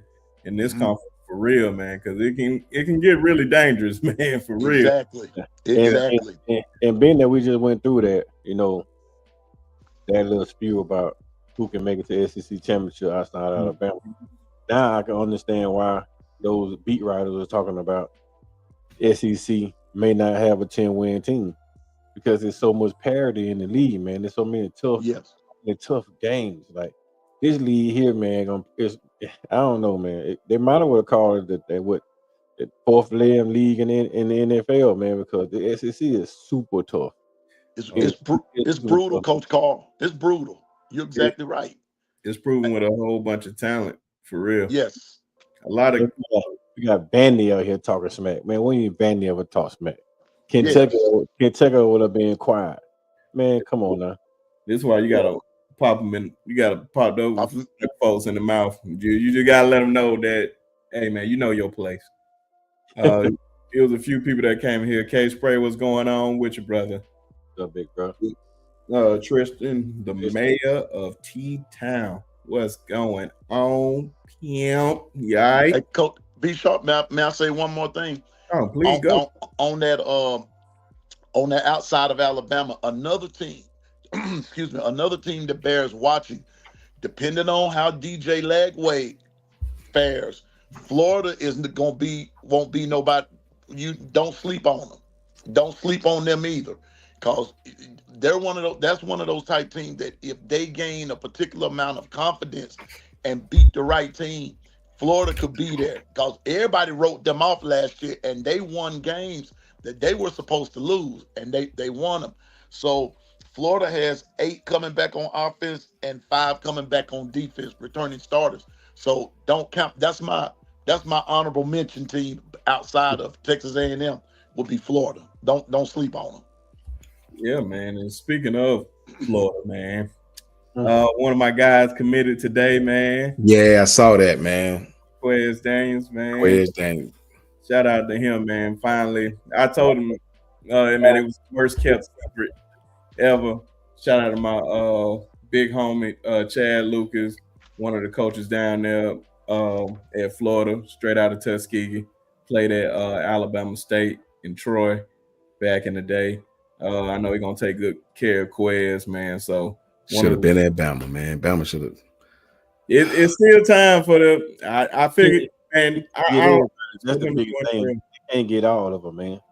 Yeah, man. But you can't recruit Quez when you got 3 5-star wide receivers that still sitting out there. It's tough, man. They still should have gave him a look, man. Still should have gave him a look. But I'm happy for him. I felt like this is where he wanted to be at all along. It was a worst kept secret. So they're not going to take but 2 more wide receiver, Brinsky. You got Sandari Morgan and Tristan Keys, both of them on the hook. Mm-hmm. I mean, the number 1 wide receiver and number 4 wide receiver in the country, they both on the hook. So, it's kind of hard. I mean, if one of them decide to go back somewhere else, then they'll come back. I think then they'll come back quick. Hard. I hope so, man. I hope so. That kid can play. Man. Yeah. So for me, we all got different picks. We're gonna save this live to make sure when at the end of the season we're gonna look back and see, you know what I mean? Because I'm high on LSU. I don't get me wrong, I'm not a fan of them, but I just know how it is when you got a returning dynamic quarterback back. They can make a lot of stuff that ain't very good look good. And I'm a little different too. I ain't gonna just throw Georgia away, man. These kids, ain't nobody recruiting like Kirby down there, man. They got don't be fooled. They got some talent, and I see a lot of the fans talking about what's the kid's name, the quarterback, Stockton. Yeah, Stockton. Man, look, I watched that kid beat Texas. I watched him get his bell rung, get up. They play for him. He's not the most talented kid, but I watched him, and if you don't look now, I think his stats was like I think he threw for like 240. You know what I'm saying? I think he so, you know, Yeah, you got to go back and watch that kid highlight film from high school coach. yeah, The boy can play ball. the boy can play, man. People don't people, man. I will never count Georgia out. That's just me. Oh, no, I'm just outside, not. the question should have been outside of Alabama, Texas, and Georgia. Like, Yeah. who can you see as a dark horse? Because we all know Alabama, Texas, and Georgia are the top three in the country. So Yes. can't never count Georgia, and you never know No. what order it can be in. Like that, just Alabama, Georgia, and Texas just put them in alphabetical order like that. But other than that, it's a toss up who will be the number one team in this conference every year. That's why Yeah. that's why so many people saying that it's not going to be a 10-win SEC team because it's so top heavy. So Well, top it used heavy, to be yeah. top heavy, so it's what 12 deep now. And you can't count out Vanderbilt in Kentucky anymore. So we 14 deep, man. I mean, this league is 14 deep. Coach Carl, Brinsky, Piano Man. Now Link is the homie. That's the homie. But Link, you tripping on this one. You talking out of your neck. Please tell me you just being funny, Link. He not. You He can't, not. Link. You ain't serious, Link. You gotta take the fan glasses off, Link. Be serious. Georgia is not going. Link. Georgia ain't lost 4 games since Kirby's first year, I think. Your First year. or second year. First year. They're not going 8-4, Link. Trust me. They're not. They're not going 8-4. Georgia lost everybody, and that was the worst team they had in forever last year, and they went to the playoffs. Yeah, we beat them, but we badly beat them. yeah, and going to beat them. Everybody that beat Georgia in a tight game except Notre Dame. And if you want to be real now, if we can be honest with each other, Alabama had a very good first half against Georgia because Georgia didn't have no film on Alabama. Remember, we had a brand new coach. In the coaching process, you exchange film. Coach Carr know what I'm talking about. He had no film on Caden at Alabama. He had Washington film, but that didn't really help him a lot, right? You see the second half when he went in and made them adjustments, you see what happened. That we couldn't get time, and he got his defense watching those plays. They took away the edge. We couldn't get in the damn. We couldn't do nothing, right? So, man, listen. This man's. I'm my fault. Go ahead. Oh no, he said Georgia Tech, Florida, Texas, and Bama. For one, if you think Georgia Tech, who just lost their best wide receiver, is going to, I'll put it like this: if you bet somebody, you're going to lose your money. You pretty much donating to the cause. Georgia They're not going to lose no 4 games. Georgia Tech still stacked, but they're not Georgia stacked. Yes. They played Georgia at home, which they had their home atmosphere, their home field advantage was electric. They go to Athens this year. No, they went to Athens. They ain't going and win. They played Athens last year. Did they? They played Athens last year? When they had that how many overtime game? They going to Georgia Tech. So they going to Atlanta? Yeah, they're playing in Atlanta this year. Another Georgia game. The only team, Coach Carter, the only team that's going to beat Georgia on that list is Bama. None of them other teams are going to beat Georgia, bro. Texas not going to beat Georgia. Florida not going to beat Georgia. I know DJ Lagway, but remember, Georgia's defense had a lot of young pieces last year. Them kids is back, man. They Bolden gonna be what first round draft pick. Facts. Chris from New Jersey, what's up with you, brother? Good to see you, Chris. Coach, Georgia's returning 3 starters on defense. That's cool. It don't matter. That's cool. Y'all keep saying that. I'm sort of with Link. They may not lose 4, but Georgia's gonna be a multiple team. They're gonna lose multiple games this year in the regular season. I believe, like I said, Bama beat them, but you're going to that cursed cemetery again, and Auburn has played them close the last 2-3 years. They just never could pull it off. Auburn just may pull it off this year, and they're playing them in Auburn too. That might be too. Then the only 2 games I even counted was Auburn and Bama, because I don't think Texas is gonna go in there and beat them. I don't think Texas will beat them there, but I also believe. Let me see. South Carolina. They're not playing South Carolina this year. Oh, I mean, who you gonna beat them? Ole Miss. And depending on DJ Lagway, Florida will get them. Not Yeah, Florida going. like they got them that's a last year. neutral game, but I think Florida is like a year away from being able to compete with Georgia consistently. Georgia got an ass load of 5 stars, man, still on the roster just waiting to play. Man, I do want to point out a lot of these guys are like they got Jordan Hall that's over there. They They got got Elijah Griffin, man. TJ Allen, KJ Bolden, Dylan Everett, Aguayo. They whole Shut- secondary is already. Then they already had Ellis Robinson, who barely Yes. played last year, who's a And they five. was in the rotation, and they played. Shout out to KB. KB up. What's up, Yeah, KB? You all got With- 5 stars and blue chip. with Zachariah Branch, that's gonna be out there. I forgot all about them boys coming from USC. Okay, keep Man. keep Bro. believing. Bro, listen, All right. man. Listen, Georgia's not losing 4 games. I'm here to tell y'all. I'll make a monetary bet with y'all on that one. And I'm not a betting man. See I'm what not a betting man. KB put on there. He said, "I hate Georgia. I understand that, but you see, he said, I hope I hope they lose. they Facts. lose 5 I'm games." with you on that one. I hope they lose 5 games too, KB. Facts, yes. But the reality is, brother, that team had a lot of rotation last year. That was the weakest Georgia team you done seen in years, and they still made it to the playoffs.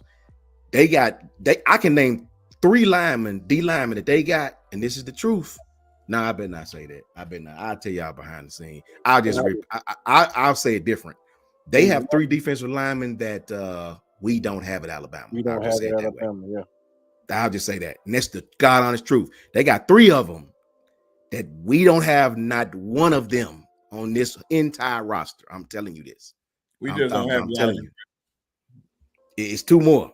Oh yeah, but I'm just saying we don't have an Elijah Griffin. Nah, we don't have no Elijah Griffin. That's facts. We just don't, bro. I'm telling y'all, we do not. They beatable. They beatable. Yeah, I'll put it like this. Y'all it get like on this, that yeah, Georgia man. hype train if you want to. I'm It not ain't going saying. too far. I'm gonna ask you, Piano Man. How many games you say they're gonna lose, and which games outside of us? Because I know you don't see us, but outside of us. Outside of us, Yeah. Florida and Auburn. Okay. they're not going to lose to Florida. They're not. Florida. Florida's All running right, game. Florida holding boys, I'll man. tell you why. I'll tell you why. Respectfully, Florida don't run the ball well enough to keep Georgia off balance. They're not going to beat. They can play close and a play here, a play there. They're not consistently good enough in the run game and up front to constantly beat Georgia. Florida's offensive line is one of the worst in the SEC. Big, slow, sorry rascals, man. They're not gonna beat Georgia in the trenches, man. You know what I mean? Well, they're just not. I heard that same tune last year, and when Lagway got hurt, that's the only reason Georgia beat them. Well, that was still early in the game, though. Yeah, but you got to think like that, Piano. What Coach Sean just said. That was Georgia's worst year. It was. They had on the Kirby. I'm still gonna say their dominance is over. They got to play a different game. You're not gonna see a Jalen Carter, a Nolan Smith, a Kobe Dean, a Malachi Starks, a Kelly Ringo. That talent level is not there. That's why I said they'll lose multiple games. You said that talent level is not talent level. Okay, can you talent level, Piano, man? They may not have the heart. Okay. So you mean wait a minute. So let me ask this. So these guys this year are better than the team that went 15-0. I believe Elias Robinson is better than Ringo. I didn't ask that. I mean, you really can't say yet because they just incoming freshmen and sophomore. Is this team gonna be better than their last chip team? You can't. I don't know yet. They're young. You got the talent to be better. They definitely do. They may not have the heart right now to be better. That's the difference between those guys. Those guys was seasoned vets with a dog mentality. Like they wanted to kill everybody. They was trying to get their first round draft pick. These young kids now, man, they already getting the money. So they don't have all that. They don't have that kill mentality. They fun playing right now. Now when the profit sharing come in, they got to get back to that, kill everybody mentality because they got to get to the bag. They give them the bag before they get there. Now they going to have to fight to get the bag. I just say don't bet nobody. All those games you just said, Piano Man, do not bet nobody on them games. I I got want you. faith in my. I got faith in my. I don't think Georgia gonna be. I don't think Georgia gonna be all that. What y'all saying? I That want show y'all to me. remember these names so we can play this back when the season starts. I want you to remember Elijah Griffin, Chris Jones. I want you to remember Jordan Thomas. I want you to remember Isaiah Gibson.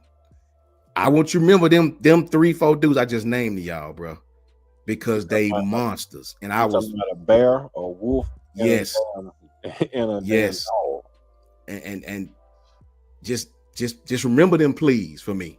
You know what I mean? And then we gonna see what we talking about. You know what I'm saying? KJ Bolden is another one, a young kid, got some PT. He gonna be he's a safety that can cover from hash to sideline on any side, right? He can play field. He can play the boundary. He can play in the box. yes. Yeah. Zayden Walker, that's another good kid. He can play the strong. That dude, KJ Bolden, he gonna be a first round draft pick. Shut down corner in the SEC.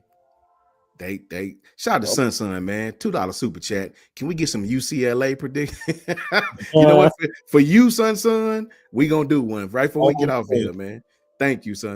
It's good to see you again, brother, and much love to you and your family. $2 super chat from the homie Sun. Can we get some UCLA prediction? We're gonna do it just for you, Sun.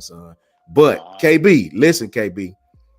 I'm no Georgia fan. Is that Quaisha? What up, Quaisha? I ain't even see you. What's up, Quaisha? What's going on?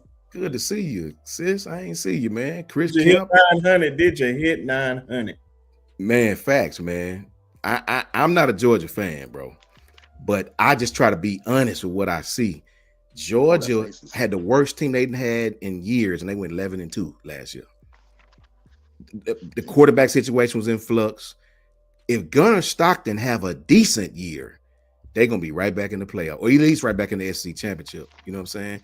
And this is why I don't really cheer us beating Georgia. You don't hear me saying that a lot unless a Georgia fan here talking crazy, because it don't mean nothing if we beat Georgia and then get beat by Vanderbilt the very next week. That win don't mean nothing. That Georgia, you might well let us lose the Georgia game. We were not good enough to sustain and beat Vandy the next week. The loss to Vandy is a much worse thing than the win over Georgia to me, because we've been beating Georgia's ass for years, right? You cannot lose to Vanderbilt, bro, under no circumstances. None. Can Alabama lose to Vandy? We can't even talk like we good no more. You just can't, man. You just can't. Coach Sean. I gotta give props to Vandy. I gotta give thanks to Vandy.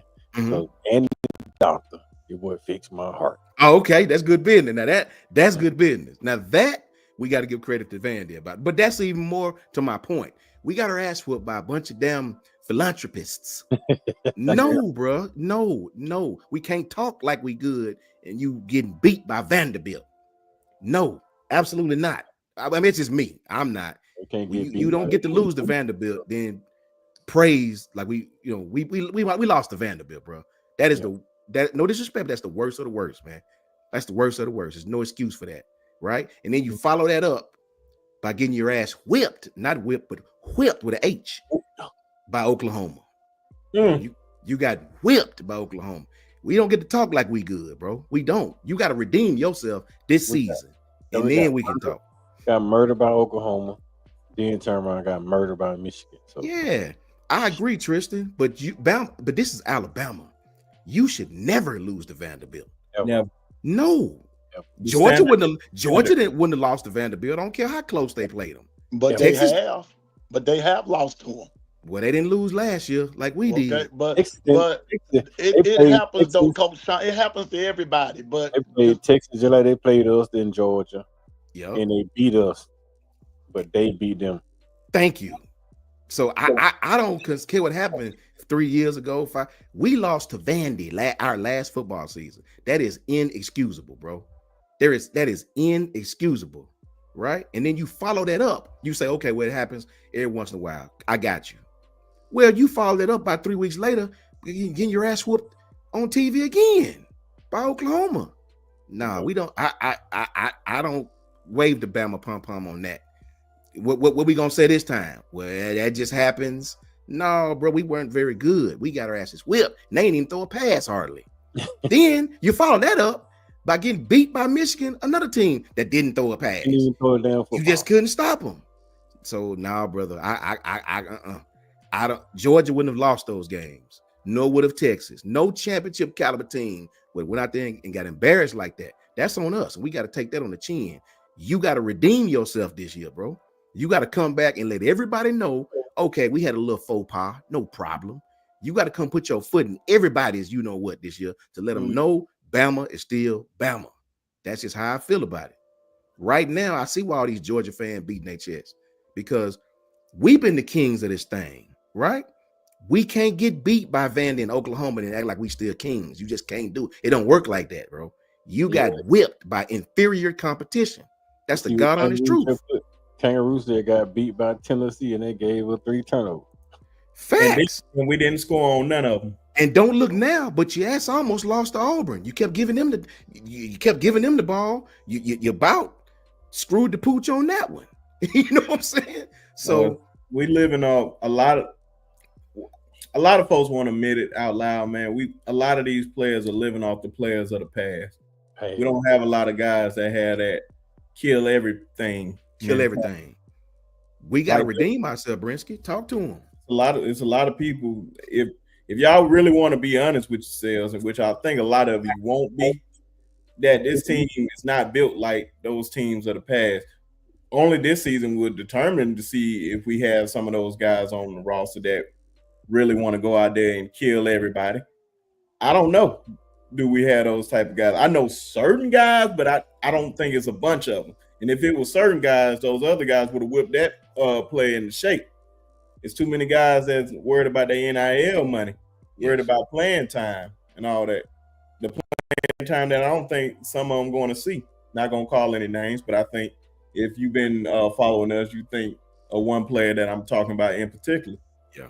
But hey, man, we're gonna see who really won it for real this year. All that talking ain't gonna do nothing. We're gonna find out. We got people talking crazy. We had Vanderbilt players talk crazy in the past, and guess what? And they got their ass whooped. Cuz. 0, nada. That was a kill mentality. 60. And that's all I'm saying. I agree with Brinsky. Will you guys step up to the plate? I don't think those guys would do that. Hold those guys accountable, man. We gonna see. We gonna see if you about that life. If you want to represent the University of Alabama, I always say the same thing all the time. The standard is standard. It doesn't matter. We're not supposed to lose to Vanderbilt. I don't give a damn if Georgia lost to them. I don't give a damn if Kentucky lost to them, Texas, or whoever. We are Alabama. We don't lose to them. If we are the cream of the crop, or we the kings, we don't lose to that team. Facts. And that's all I'm saying. I hear what my brother Piano Man saying, and he's right, as far as the past. But all people gonna remember is us losing to Vandy. They're not even gonna remember the Georgia game. Because at the end of the day, Georgia made the playoffs. We didn't. What did Pavio say? Pavio said, ain't nobody scared of Alabama anymore. That's a problem. Yeah. People used to fear Bama. They can talk all that smack, the fan base, we want Bama. As soon as that bus pulled up, the whole stadium get quiet. People used to fear Bama. They don't fear Bama anymore. We don't have that fear anymore. Everybody's excited to play us. Excited to play us. Beating the hell out of other players if they ain't living up to the standard. As Reuben Foster. They used to fight in the locker room at halftime. Facts, man. KB said it. He said the same thing. We don't have guys to hold other guys accountable. And see, that's it. You need some Rolando McClains in the locker room, dog. Yep. You need that Goof. Shout out to my brother Goof. I ain't seen in a while. Shout out Goof. You need that, guys. And that's all I'm saying. I don't beat my chest about us beating all the teams we beat last. We won 9 games, and that's a good first year for Coach DeBoer, right? You win 9 of 12. I ain't mad about that. But as a competitor, I can't sit here and be mad at the Tennessee fan. I mean, I dislike Tennessee over all fan bases, all of them. But guess what I won't ever do? Because it make myself look stupid. Guess what I'll never do? I'm not gonna get on here beating the Bama chest when the only memory they have is of us getting beat by their little brother. And they're right. I can't say much. I don't give a damn what we done 2, 3, 5 years ago. We ain't done nothing of late. Let's just be real. We ain't done nothing. We lost to Vanderbilt, brother. That is unacceptable by anybody who played at Bama, any fan. And the only way to fix it is to go out and whoop some ass this year. Then we can put our crown back on and say, cometh forth, all ye faithful. Right? Right now, only memories us getting whipped, man. That ain't cool. And you can't be mad. It's the truth. I hear these Tennessee fans in my inbox talking me to death, right? I just try to cut it short, bro, because they be telling the truth. Now, they go a little extra with it, but they deserve to talk, man. Right now, at this very moment, Tennessee can say what they want to me. And I don't have nothing to fight with, bro. They beat us. They made it to the playoff. My team didn't make no playoffs. My team was at home watching. And that's the honest reality of it. You can't get away from it. And we were talking smack too because they were then got and laid the egg. And lay the egg. Should just let us in. You're gonna get down there and get your ass whipped like that. I think Nico sold that, man. I really do think Nico blow with that game. Intense. Much love, Chris. Good to see you, my brother. Thank you. I'm gonna be going live a little bit more, man. I'm back, and I really appreciate you, Chris. Thank you.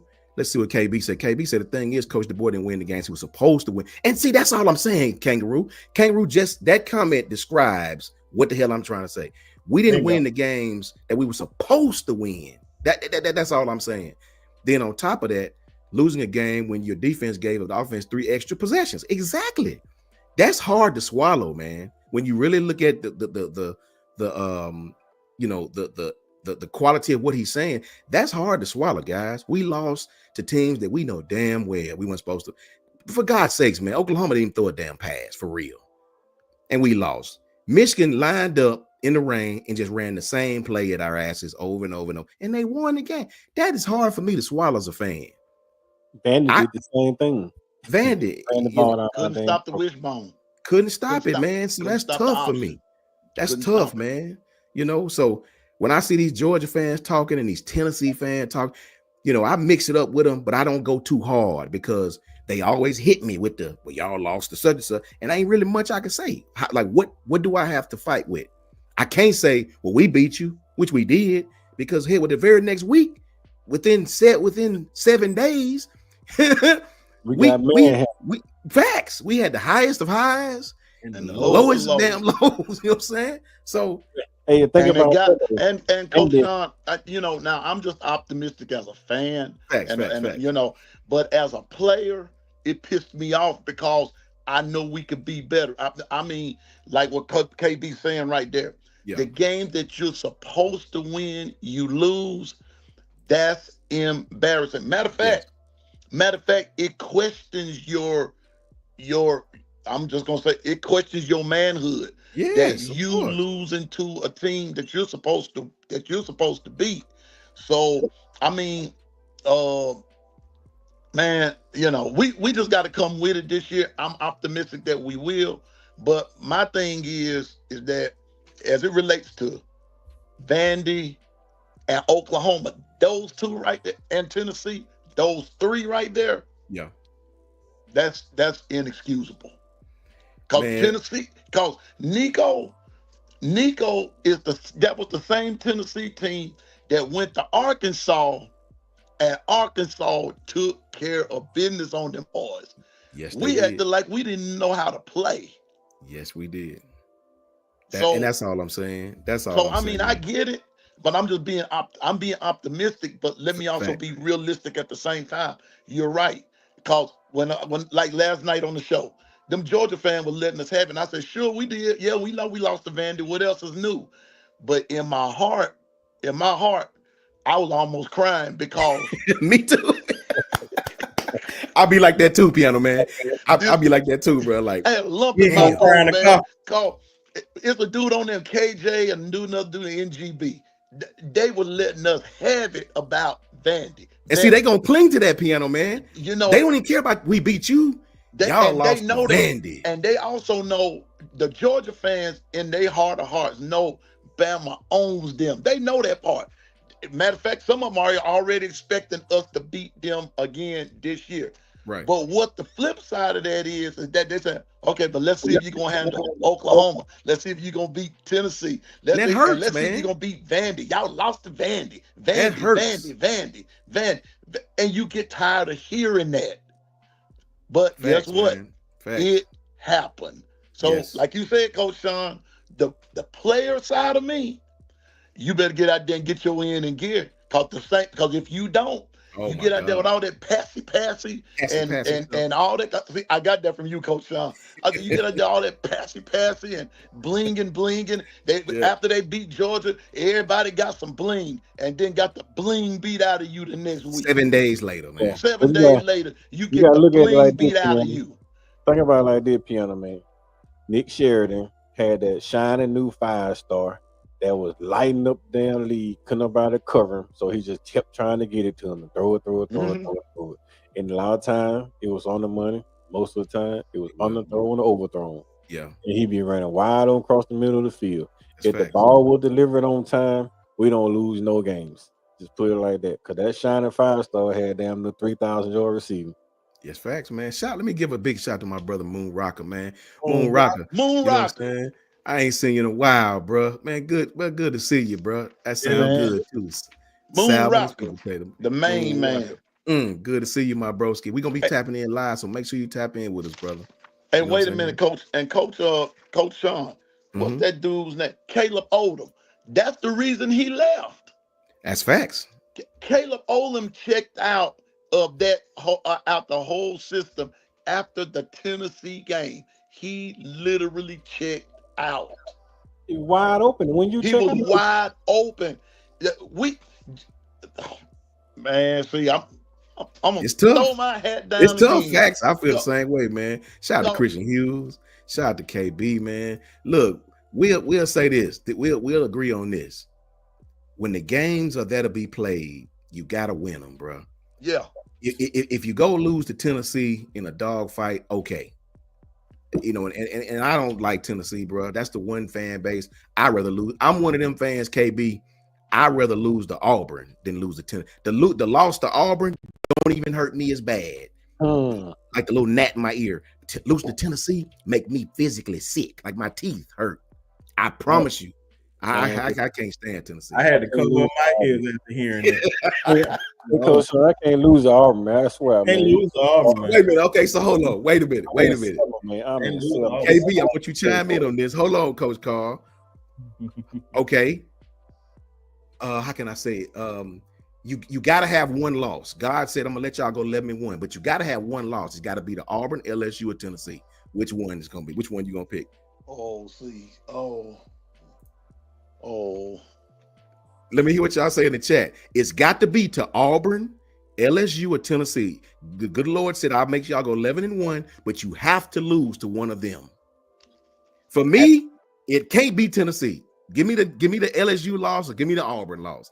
I can't do Tennessee, bro. I can't physically take that, Gil. I can't physically take it. I hate LSU, but shit, give me LSU. Can't root LSU. What about you, Gil? It's got to be one of the three. Piano man. Hold on, so you would take LSU over Auburn? Yeah. I lose to LSU. I lose LSU too. I don't know. Oh, you can't. Oh no, I thought he said pick a game that you don't want to lose to. No, you have to lose to one of them three. Oh, LSU. I'll take LSU. I'm gonna reluctantly say LSU because I told y'all the other day. No, Tennessee. No, be sharp. No. But only reason why I don't want Brian Kelly ass to win nothing. I need his ass gone. No, matter of fact, he needs to stay there because he's doing a great job at what he's doing. The only thing he's done good was get my boy, and I want him to decommit and go somewhere else. But I don't like Brian Kelly. You know what? That's kind of tough. Like I don't hate Tennessee as much as that's what I'm telling my boy Moon Rocker. Moon Rocker, you would have to understand the depths of my you would have to understand the disdain. When Auburn beat us, to me, it's just a regular day. They talking. It don't even bother me. I guess it's the part of Alabama I'm in. It just don't hurt as bad. But brother, Tennessee, when we lose to them, see, I'm in North Alabama. So we right by the Tennessee fans, man. Bro, I'm telling y'all, it is a horrible day. It's a horrible month. It's a horrible year. You know, the world don't end for me when we lose to Auburn, but when we lose to Tennessee, bro, it's bad, man. Moon Rocker, you would have to understand the depths of pain I have for that fluorescent team, the fluorescent I'd rather orange team. lose to Alabama State than lose on Auburn. Man, listen, I live in Auburn territory. Everybody in the high school that I work at are Auburn fans. Fact. Everybody. So you lose I to am Auburn. literally I can't even walk around the city. I am literally 3 S's away from that College Street from Auburn. Trust me. All you're gonna see is that ugly orange and that ugly blue. F Auburn. BT, look at what Bino say. He said, God, send me to hell because I can't stand to lose to nothing. Hey, I'm with him. I'm I'm with with him. Bino. Facts. I just hey now, Coach Sean, you man, why would God do me like that? Where I listen, I don't know who I dislike the most. LSU, Auburn, Tennessee, Georgia, the Dallas Cowboys, or the devil.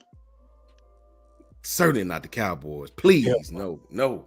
I can't stand the Cowboys. And the Cowboys fit right up in there with LSU and the rest Yes, of they them. do. Yes, They do. fit right up in there with them.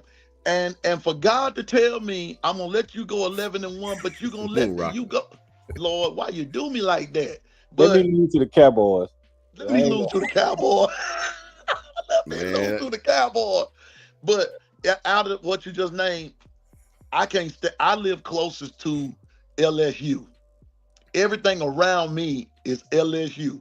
So I got to beat them. So I guess gonna have to be Tennessee. So I get it. It's where everybody live at. Like Piano Man is near most of them I'm LSU. near Louisiana. Okay. B Sharp and Coach Carl is near a bunch of Auburn fans. I'm near a bunch of Tennessee fans. You know, me, Marquita, we all up here in North Alabama by these dadgum Tennessee fans, man. And man, they are something different. I'm telling, bro, they tore their gold down and marched that some bitch all the way to the lake or somewhere. To the river. They put it in the river. Bro, they different. I'm telling y'all, they bro, I can't explain. I hate Tennessee, bro. I hate Tennessee, bro. KB funny for that one, man. He said the Cowboys and Georgia, Wait, he said KB? The Cowboys and the Georgia fan base are first cousins. He's at the bottom. He's at the bottom. They very delusional. They very delusional. Yes. Cowboy fans especially. Good Lord, they so different. Lord. They special, bro. Every year they gonna win the Super Bowl. Every year, man. They special. How about them Cowboys? Oh Lord Jesus. I hate that slogan, bro. That golly. America's team. Like, America's team. Who the hell deemed them America team? Tennessee trash. Facts, man. I can't, bro. I can't explain to y'all how I feel about them, bro. I just can't do Tennessee. Man, they something different, bro. Most delusional. You gotta listen to the song. The song say beat Auburn and LSU.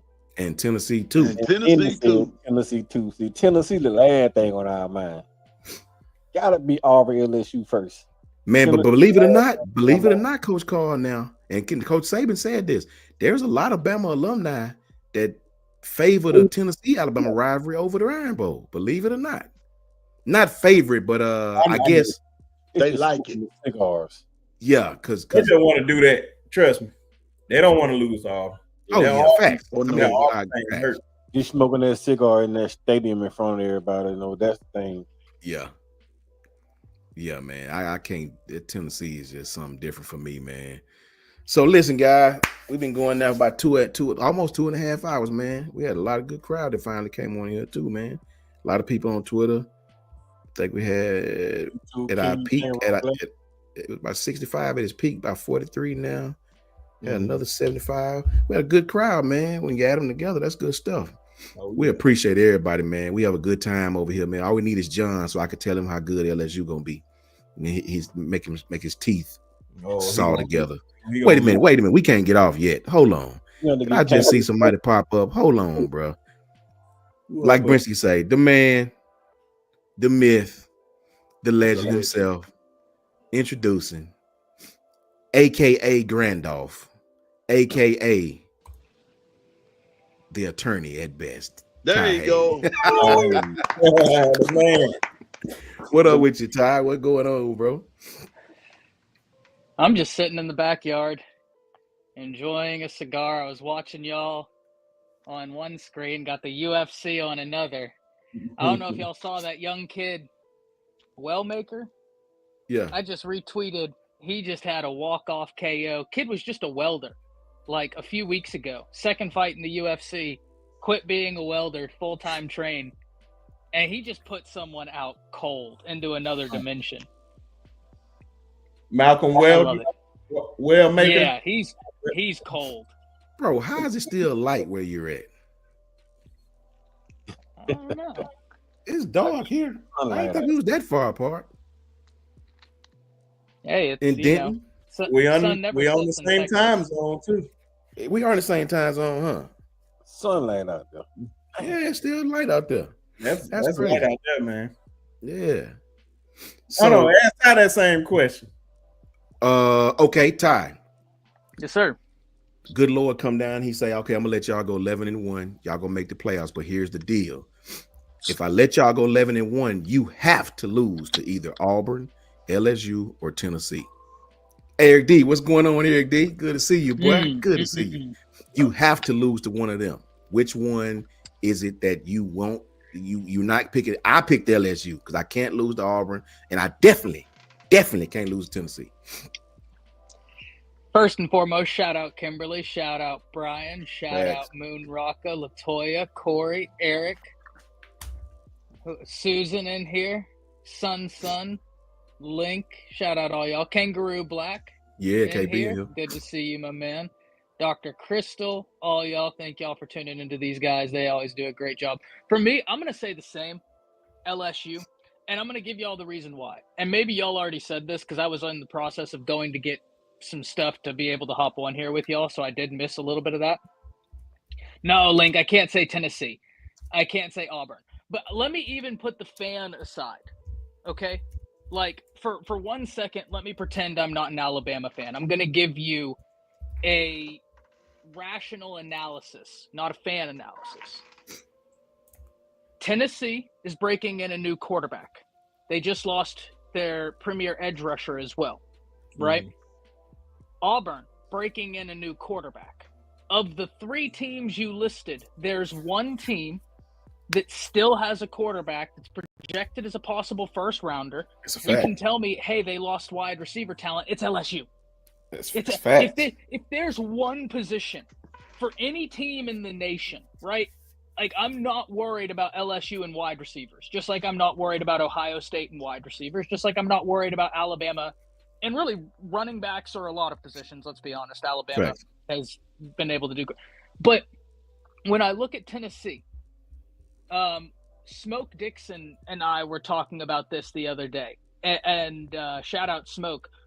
I was asking him his thoughts on the new Tennessee quarterback. And I was asking him, hey, how do you view this, given that he's now in a system that in theory is a little bit easier in the sense that I always liken Tennessee's offense to a multiple choice test where instead of having 4 to 5 answer choices, you have 2 or 3.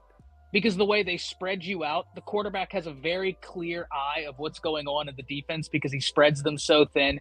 You do that motion, he knows, like, okay, if the safety's in the box, we're going to stress your corners one-on-one. They're so out wide. If he doesn't go in the box, I'm going to have them run this. Facts. So, and Smoke was saying, hey, yeah, that's fair, but, like, the guys turned the ball over a lot. You can't do that at Tennessee. So it can't be Tennessee. It can't be Auburn. And I'm even taking out the rivalry aspect. Once again, I'm looking at this not as an Alabama fan. I'm looking at this as I'm a UNT fan right now. Yeah. Wink, wink. Right? It's because LSU's defense should be better. Should. I still don't think it's going to be great. I am a little bit curious. I won't say worried, but it's in between curious and worried about LSU's offensive line. But I know that they have a really good running back in Caden Durham that can Facts. do a lot, right? Like, you give the ball to Caden Durham, that guy's a track guy. Like, I'm talking 10-2, 100-meter dash. He'll outrun everybody on the field not named Damani. That's how fast he is. But he's also good out the backfield catching the Yeah. ball. I know they're going to have good wide receivers. They get Barry and Brown too out the Yes. transfer portal. So they got Nick Anderson from OU. Like, let's really put people on game here about what LSU has at that wide receiver room. They got Barry and Brown. They got Aaron Anderson. They got Nick Anderson. Already, those three right there, I'm sitting there like, damn. Facts. That's And Nick Barry and Anderson's Brown, 6'5". he fast as hell, man. He's fast as hell. Yes. Aaron Anderson is crafty. He's a crafty wide receiver. Barry and Brown fast as hell. And Nick Anderson, people forget, is a true freshman. He was really looking like he was that next dude at OU. Had some injury stuff happen, ended up transferring out. But it's because LSU returns a quarterback. And when I look at Auburn, y'all know that I have a special place in my heart for Jackson Arnold. So it really hurt me that he went to Auburn because I want him to succeed. My biggest question and concern for Jackson Arnold and Auburn is, gentlemen, what was something that Jackson Arnold kind of struggled with? Is he'd get rocked as a young quarterback and the confidence looked like it was shaky. Well, what happens when the confidence gets a little shaky and then your head coach throws you under the bus like we know Hugh Freeze will do? Yeah. That's not going to do anything for his confidence. The answer to me is LSU. Just from, not even as a fan, just looking at this, trying to be unbiased, the answer to me is LSU. Facts.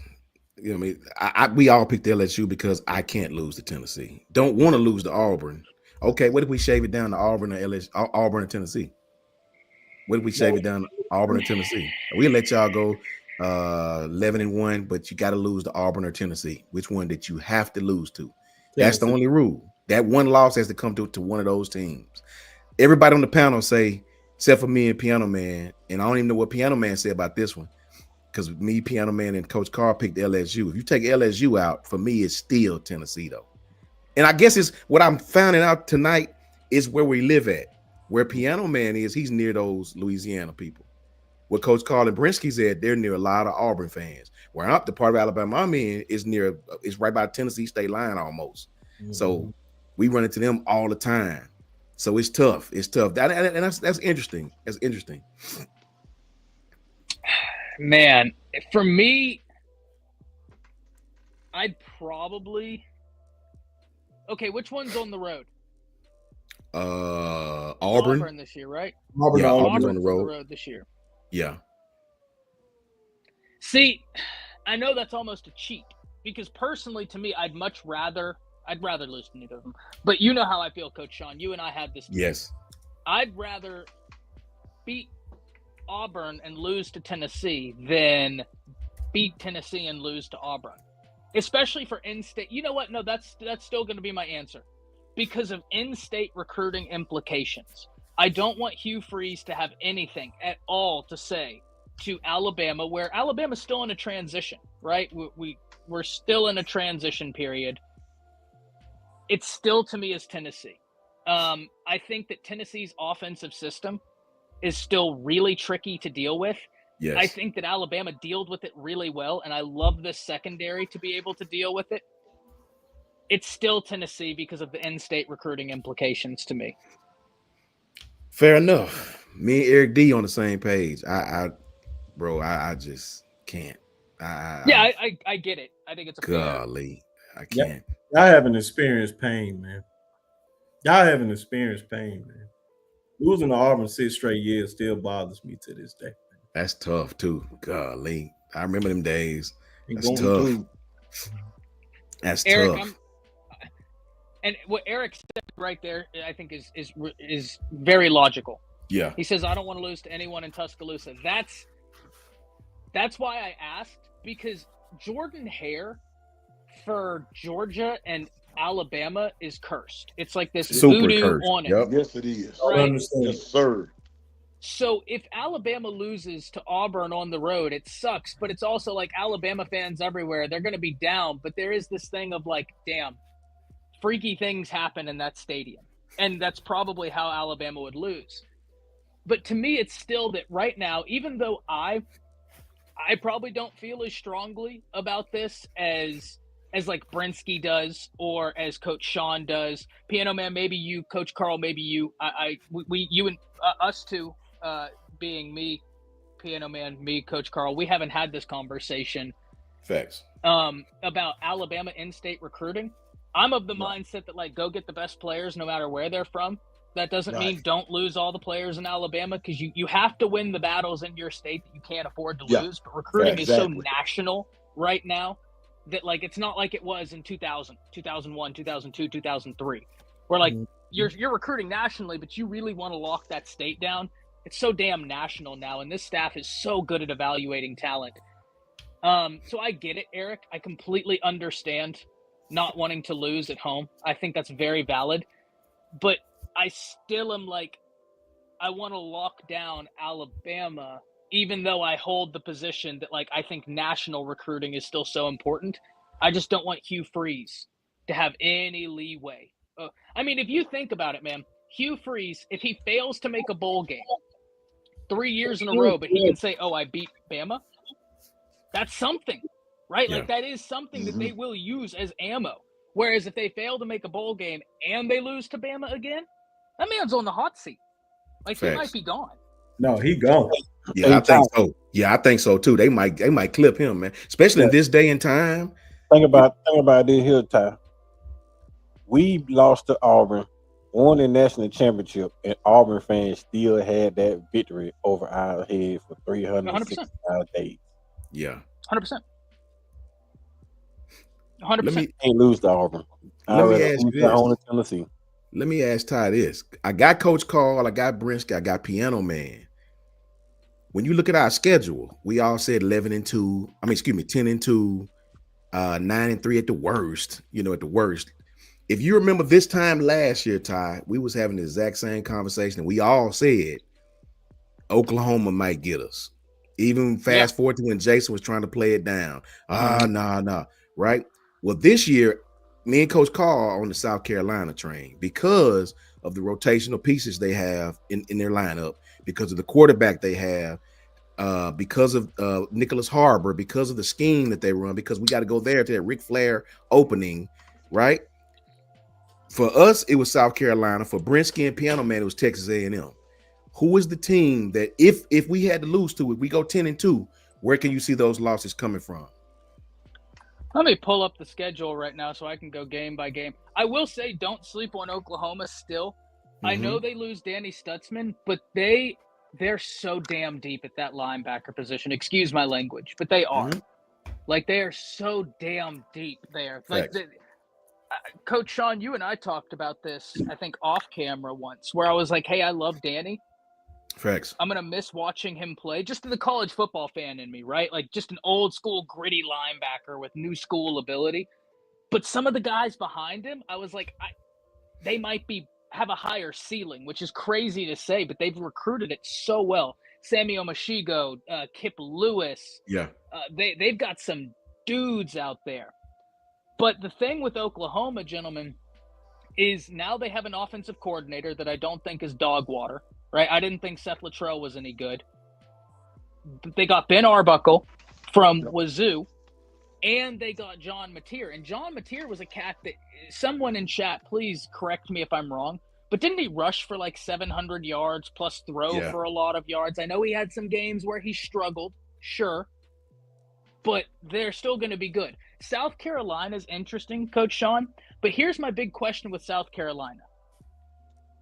I know they still have Dylan Stewart, and I think Dylan Stewart and Colin Simmons are maybe the two best pass rushers in the nation. They're that good, right? That and the kid from Clemson and Penn State, right? There's four guys that who, if you want to argue any of those four, I'm not going to really have anything to say. I'm going to say fair. Yeah. But you want to know what's going to make it really tough for Dylan Stewart this year? He doesn't have Kyle Kennard on the other side of him, and he doesn't have Tonka Hemingway in the middle. And Tonka Hemingway, to me, was an unsung hero of that defense because he could eat up so much space on the interior. So much space on the interior.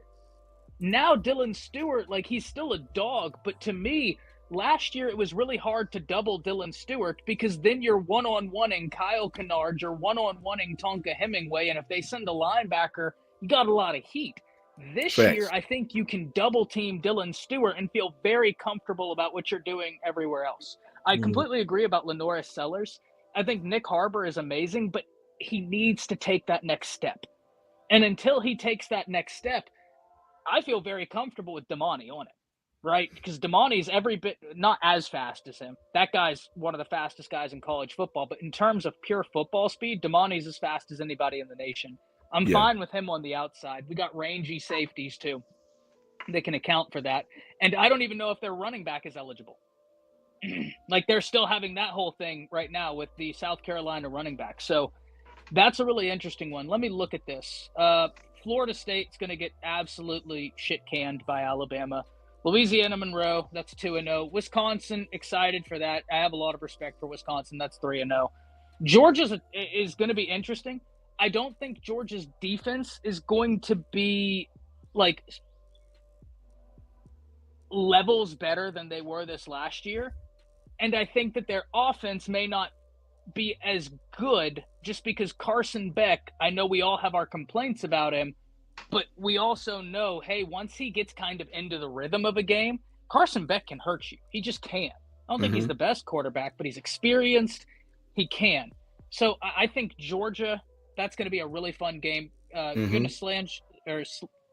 smash an ant with a sledgehammer. Vanderbilt, I'm not worried about that. Missouri, I'm not worried about that. They got some pieces, but no. South Carolina's interesting. And remember now, Ty, Kilgore, Drajan, Stewart, Smith, Judge Collier, all them boys is back in South Carolina. Yeah, they lost a lot. Then on the offensive side, North Sellers, Nicholas Harbor, Jared Brown, Dingle, Thompson, they all back. They got enough to they're gonna be hyped for Alabama, man. We got to really take that game serious. No doubt.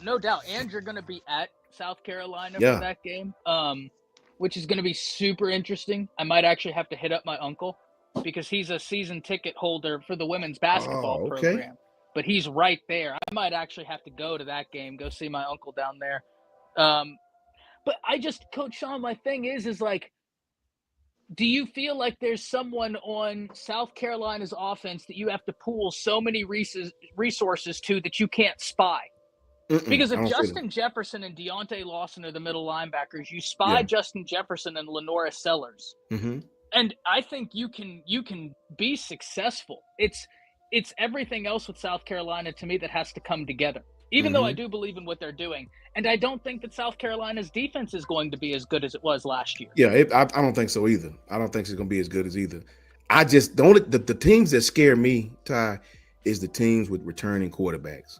They always 100%. always seem to find a way to get it done, or to, I don't really worry about even the Gunnar Stocktons. I know that kid didn't start last year, and I know everybody talking about his passing, but I watched that kid against Texas in his first start ever go out and play his ass off and threw for like 240, if I'm not mistaken. You know what I mean? Take a hellacious lick, and the team didn't do nothing but get hyper after he got up. I think that kid is going to be, he ain't going to be, he's not Peyton Manning by any stretch of the imagination. But the teams with the quarterbacks that return always make me weary. Even like Lenore said, I know they lost a lot, man. But going into that place, going into South Carolina, which I was thoroughly impressed with their home field advantage. I didn't realize South Carolina was lit like that. I just didn't. Seen the tie. I didn't know that. I was like, what the world? This is South Carolina? That Ric Flair entrance, music. I don't know. I think we'll be fine, but that game, I have a little bit of concern. Keep going. I'm sorry. Y'all said A&M. Brinsky and Piano Man said that A&M is the game that gives them cause to pause. Me and Coach Carr said South Carolina. Oh, we said A&M would be the team outside of Alabama that would possibly face the SEC. Gotcha. That's right. Yeah, that's right. That's right. I'm sorry. Gotcha. Maybe so A&M is interesting because it took them during the season to figure out that their offensive coordinator is better with mobile quarterbacks than he is with like a traditional pocket passer. And so Marcel Reed should have been the guy. Like he's going to be someone who's very interesting. Mm-hmm. They recruit well, but we'll see with A&M. Like I'm definitely with y'all on that. I'm excited also to see Texas, guys. Yeah. Like, and the reason is because they lost a lot. They lost a ton. But if you have kept up with Texas recruiting, and I know what everybody's going to say, Ty, they always recruit well. And you're not wrong. I've said this so many times, though. They used to recruit like a McDonald's meal, that Big Mac meal with the fries and the large Coke. Is that a meal? Sure. Moonrocker, you tell me, though, man. Is that a meal? Because I know you're the fitness guy. Is that a meal that's conducive to, like, healthy lifestyle? Exactly. No, it's not. Now, when you look at Texas under Steve Sarkisian, they're recruiting. They got the steak right there. Yeah. They got the kale salad over here for your microgreens and everything. They got the sweet potato over there for the fiber, for the beta carotene. Like they're recruiting in a complete meal that you can actually sustain off of. I'm really interested to see how they rebound after losing all that. And they're the only program in the nation that for 4 or 5 years straight has returned their offensive coordinator and defensive coordinator. So they haven't lost key pieces. They just haven't. Kyle Flood's still there. Kyle Flood, They replaced their offensive line, but they had some guys play some snaps, right? They had guys play snaps. And so Texas, to me, is going to be really interesting this year. Facts. You think that Texas can sustain their loss of Banks? Do I think they can sustain it? Yes. Do I think it will be the same? No. Right? Like, I think they've recruited well enough that they're going to be like, okay, well, we can put someone out there who will be serviceable. Mm-hmm. But if they're able to put someone out there and replicate what Banks did, shit. Like, that's going to be unbelievably impressive. I don't think they're going to do that. I don't. But I also don't think that the offensive line fall off is going to be as bad as a lot of people think it's going to be for Texas. Because Kyle Flood is a great offensive line coach. We saw what he did at Bama. If you were watching when he was at Rutgers, he turned that offensive line around, was great at Bama, and has been great at Texas. So I have a lot of faith in Kyle Flood as a coach for them to be serviceable. So to answer your question, Coach Carl, no, I don't think they're going to trot out another Banks. But I do think they're going to trot out somebody that Sark, even if the guy is like struggling, it's Sark. He can scheme something up to account for having not the consistency of Kelvin Banks. But I still think it's going to be a good offensive line. Yeah, because that was my biggest question, because when we lost our right tackle, we had problems on the right side after we lost our right tackle. So that's what I'm saying. Then you losing Kevin Banks, it's gonna be hard to replace the first round pick, man. So no doubt. And Coach Carl, Coach Sean Brinsky, Piano Man, I want to hear y'all's take on this, right? Because that's a great point, Coach Carl, about Bama lost their right tackle and they've had a really hard time replacing it. But also, when I look, there's some situational differences that I want to get y'all's opinion on. Bama lost their right tackle, and then they've gone from Wolford. They went from Doug Marrone, who was an absolute disaster. Yeah, he was terrible. Right, that was a disaster. Didn't want to recruit. And then Wolford just tried to have the biggest offensive line known to mankind. And now this season where you had Coach Cap, I think Coach Cap did an amazing job, considering you had as far of a scheme change as you could have had. From an offensive line that you're just like, hey, stonewall them, to an offensive line that you're saying, hey, get out in space and move. Texas has had continuity from a play calling perspective and from a coach perspective. And so in theory, I don't know that the fall off is going to be as hard because they've been able to keep that consistency in what they're doing, where Bama has kind of been, even with Nick Saban, was kind of playing Legos, right? Or what y'all remember when we were kids, there was those building logs that you could make the houses off of? Yeah. What was that? Lincoln logs. They Yeah. The Lincoln logs interchanged with they snapped into each other. Yeah. Yeah. Bama's been doing Lincoln logs since Doug Marrone, really since they lost Kyle Flood, to figure out how do we piece this together. Where Texas has had that consistency. And so I think they would have been able to more easily identify someone in the recruiting process And then if they don't have someone in the transfer portal that they know is going to fit their scheme, where Bama up until this year hasn't had that.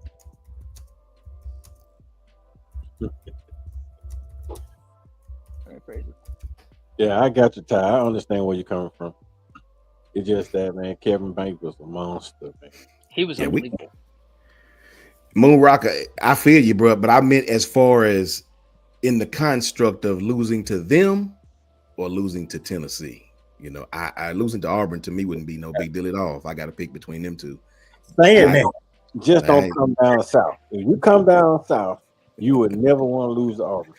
See, up here, we don't even care. Auburn is like, if even the years when they look up and win, it just nobody cares. You're like a little gnat in my ear. Don't nobody care about you. But losing to Tennessee is earth shaking. I just can't. I just can't, bro. We lose the Auburn, man. Bama fans start transferring jerseys and everything down this camp, boy. Like, you was a Bama fan yesterday. You lose to Auburn, then they Auburn fans the next day. I was with Auburn all year. I just wore that Bama crap, man. It's different in the middle right here, man. Paint down here. Nah, I can't do Tennessee, bro. That's my number one enemy.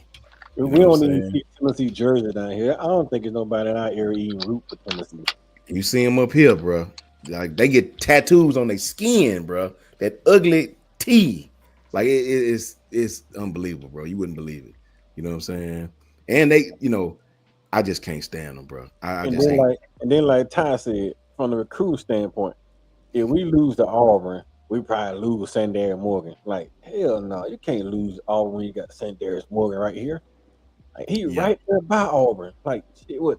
See, y'all in the thick of it. You in the thick of it with Auburn fans. Y'all right there in harm's way. You know what I'm saying? I got a little distance between me and Piano, man. We got a little distance. I like being in harm's way because I let them know. Brisket mad about the two guys in Tuskegee that leaving and going out of the state. Hell, I ain't mad. Shit, they ain't go next door. So, shit's making even Auburn. Shit. I lost my two cousins to Auburn, man. If both of the fault kids are at Auburn, and we know Kildred is a monster. Kildred gonna be a sick person, second round draft pick coming out of college. Second round at worst. Yeah, that's tough. That's stupid tough. He was Auburn, bro. Like, so listen, guys, we've been on there for a while, man. Ty, listen, bro, it really warms my heart as a friend to have you back on the panel. Everybody been asking about you, bro. We know you've been somewhere solving cases and freeing the innocent, bro. We need you to stay on that, man. You know what I'm saying? We've been, in my words of my brother Brinsky, we've been screaming the old slogan, F them trees. I told Brinsky need to coin that. You know what I'm saying? Put that on a t-shirt. You know what I'm saying? He got the whole world saying F them trees, me and Piano Man. His channel popping, going hard. Him and KB doing big things. It's been rolling, man. Coach Carl just had a scare. You know what I'm saying? So it's been going crazy, man. Everybody back asking how everybody doing. Just happy to be back on, man. My daughter been having me stretched from state to state doing this travel stuff, man. And it's my bank account with screaming louder than me. You know what I'm saying? These damn hotels, man. Damn. You know what I'm saying? That's all I can tell you. You know what I mean? It's crazy. Hotels used to be $60, $70 a night for a decent one. Now, man, listen. Here's what you do, though, Coach. Here's what you do. Because your channel is monetized, right? Yes, sir. Okay, stream.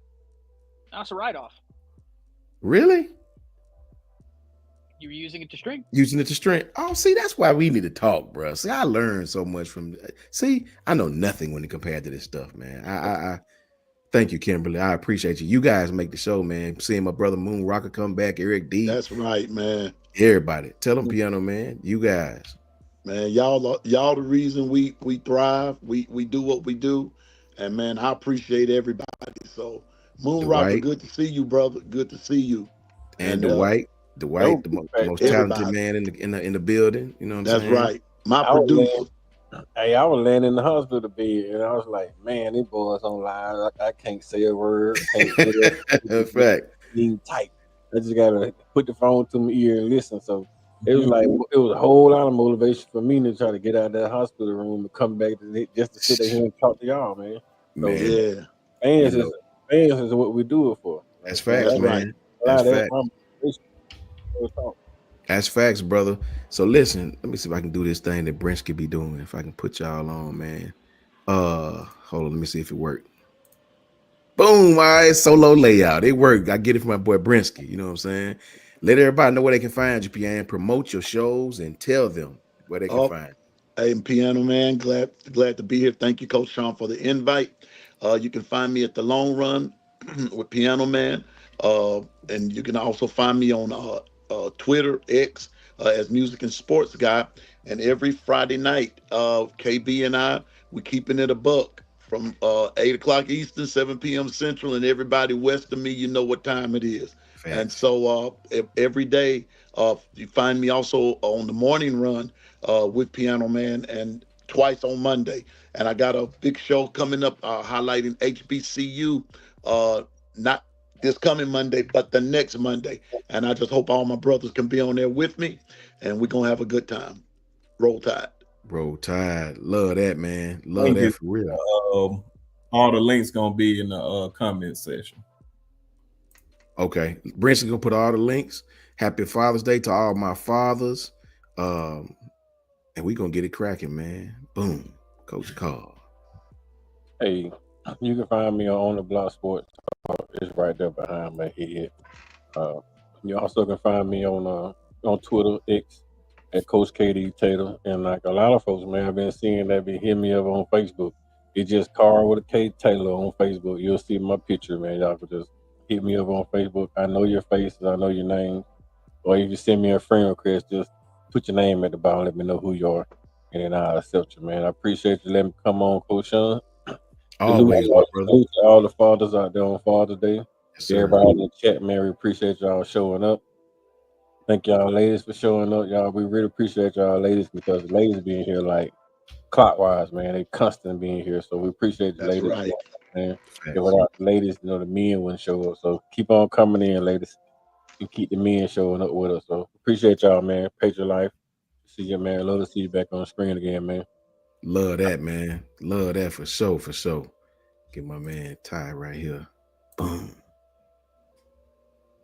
What's up, guys? Good to be back. And I do have a bit of an announcement right now in Oh, terms of something from my channel. Uh-oh. I am currently in talks to be partnering with Believe Content Network to come back and stream.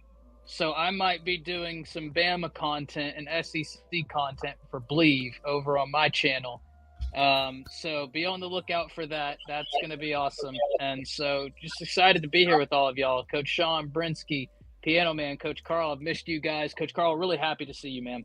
Really Facts. happy to see you. Good to see you back, man. Appreciate it. Love that, man. See, hey, man, you do. Hey, God reward those who deserve it, man. Good stuff, right. man. Telling you, Ty. Much love to you, brother. Love that. Get my man B Sharp right here. I'm a little slow, B Sharp. I ain't fast to be sharp at this. oh no, man. I never had it like this, so I need to ask you how you got it like this. But man, y'all can definitely follow me. Subscribe to the channel at Sharpshooter Sports Talk. The link is in the bio. In the comment section. My bad. I'm feeling like I'm on my channel. But definitely appreciate everybody, man, coming through, especially Ty. I told him I was gonna pick it up since he wasn't doing them on the Monday. So Facts. I started picking it up for him, and it's good to see that he's gonna be back up here, especially Coach Carl feeling a lot better. Of course, Piano Man, my guy, and my dog, Coach Sean, that's always on there with me on my channel. Even though y'all haven't seen him on his channel, he definitely been on my channel, Heaven. I definitely appreciate him and all the other guys that show up. Shout out to KB, Clint Lamb, all those guys. Shout out to Justin, yeah. and Marvin over there at the Bama Stand. Appreciate all those guys showing us love, man, and embracing us as Alabama content creators. And And also, you can catch me at, on Twitter/X at B_sharp. So definitely come Forget over about TikTok. Don't forget about your TikTok. Oh yeah, man. And TikTok. I need to post something on there. I'll probably do something tonight. So definitely Sharpshooter Sports Talk on TikTok too. So almost close to us being monetized. So definitely you guys come over there and subscribe to the channel and also support. Appreciate everybody. Oh, facts, man. And you know, man, for me, it's simple and plain, bro. This is what it's all about for me. Seeing these guys, man. You know, seeing my brother Ty. You know what I'm saying. You know, he know how I affinity for him. I think B Sharp always talks about it. When after we left Kyle's, man, we was just kind of in limbo, and it was Ty, the one who stepped up and really showed me how to do this stuff. And you know, him and Jance had already knew each other. And Brinsky, he tapped in with Brinsky, and we all just sort of linked like a chain. Me and Coach Carl, me and Piano Man, which we met at A Day, you know. But the root of the tree was always Ty. Right. You know, Ty already knew Kyle, right? Me and him bonded the first live we ever did, and so after that, Ty was the one who he was the Bill Belichick of this damn thing for all the coaches. You know what I'm saying? So we'll always be appreciative of him. Always appreciative of him. Just try to support him in anything he do. Always had love for that guy, man. You know, offline, online, it don't matter. You know, these are wonderful, wonderful brothers that we do this stuff with, man. I got a lot of love for these guys. They all got great channels. Piano Man channel picking up. Full head of steam. KB doing big things over there as always. Justin Smith, you know, Clint Lamb, you know, Coach Al, all the guys at Bama Standard, you know, Justin and Marvin and Smoke and all them boys doing their thing. And, you know, Jance, my boy 716, Jance could stay offline for 2 months, pop up and have 100 subscribers in 30 seconds. I mean, it's just, they all do big things, man. And it's all stems from around Ty, man. And so we appreciate him. We appreciate each other. And Roll Tide to everybody in the chat, man. You guys are freaking awesome, man. Straight up, man. Gonna try to pick the content up, man. You know, my boy Brinsky, always on the recruiting stuff. My boy John, always on the recruiting stuff. Brinsky then sprouted his tentacles and just steady climbing. I love it. I try to support anything I see these guys on, any of them. If I see it, I'm going forward. That's a fact, man. But you can definitely find me right here on JMHO Sports Talk, man. Finna pick this content back up. You know, and try to do some things until the season start, man. And you know, just Roll Tide to you all, man. And we really, really appreciate that, man. Y'all got anything else before we get up out of here? Yeah, I just got something real quick. And also, like I said, shout out to Marquez committing to shout out Florida, to him, man. Facts. Committing to the Florida Gators. Expect an interview with him very, very soon. And my boy Dylan down there at LSU. They both on their official trips. Both of them committed to those schools. And so expect an interview for those guys very, very soon. So y'all stay tuned for that. And definitely, Coach John, you'll be on there for that. Got you, brother. And tap in with Piano Man and HBCU night, man. If you ever feel down, you ever feel bad, your life going wrong, just look to Coach Carl, man. She was all bad a few weeks ago, man. Could have been even worse. And now he's right back here with us, talking, doing what we love to do, man. We love him. We pray for him. We pray for everybody in the chat. Shout out to Janet. Shout out to Miss Jenny. Everybody whose health ain't right, man. Shout out to my brother Gil. Just everybody, man. We a family over here, man. We're going to talk Bama ball. We're going to get on their ass when they don't play well, and we're going to love on them when they do. You know what I mean? That's just what it is, man. Roll Tide to you all. And make sure you tap in with all these brothers. And in the words of Ty Hayes, we're going to introduce y'all to our final member. He only comes on at the end of the damn show. You know what I'm saying? And his name is the SWD, the Spinning Wheel of Doom. Roll Tide, everybody. Yep.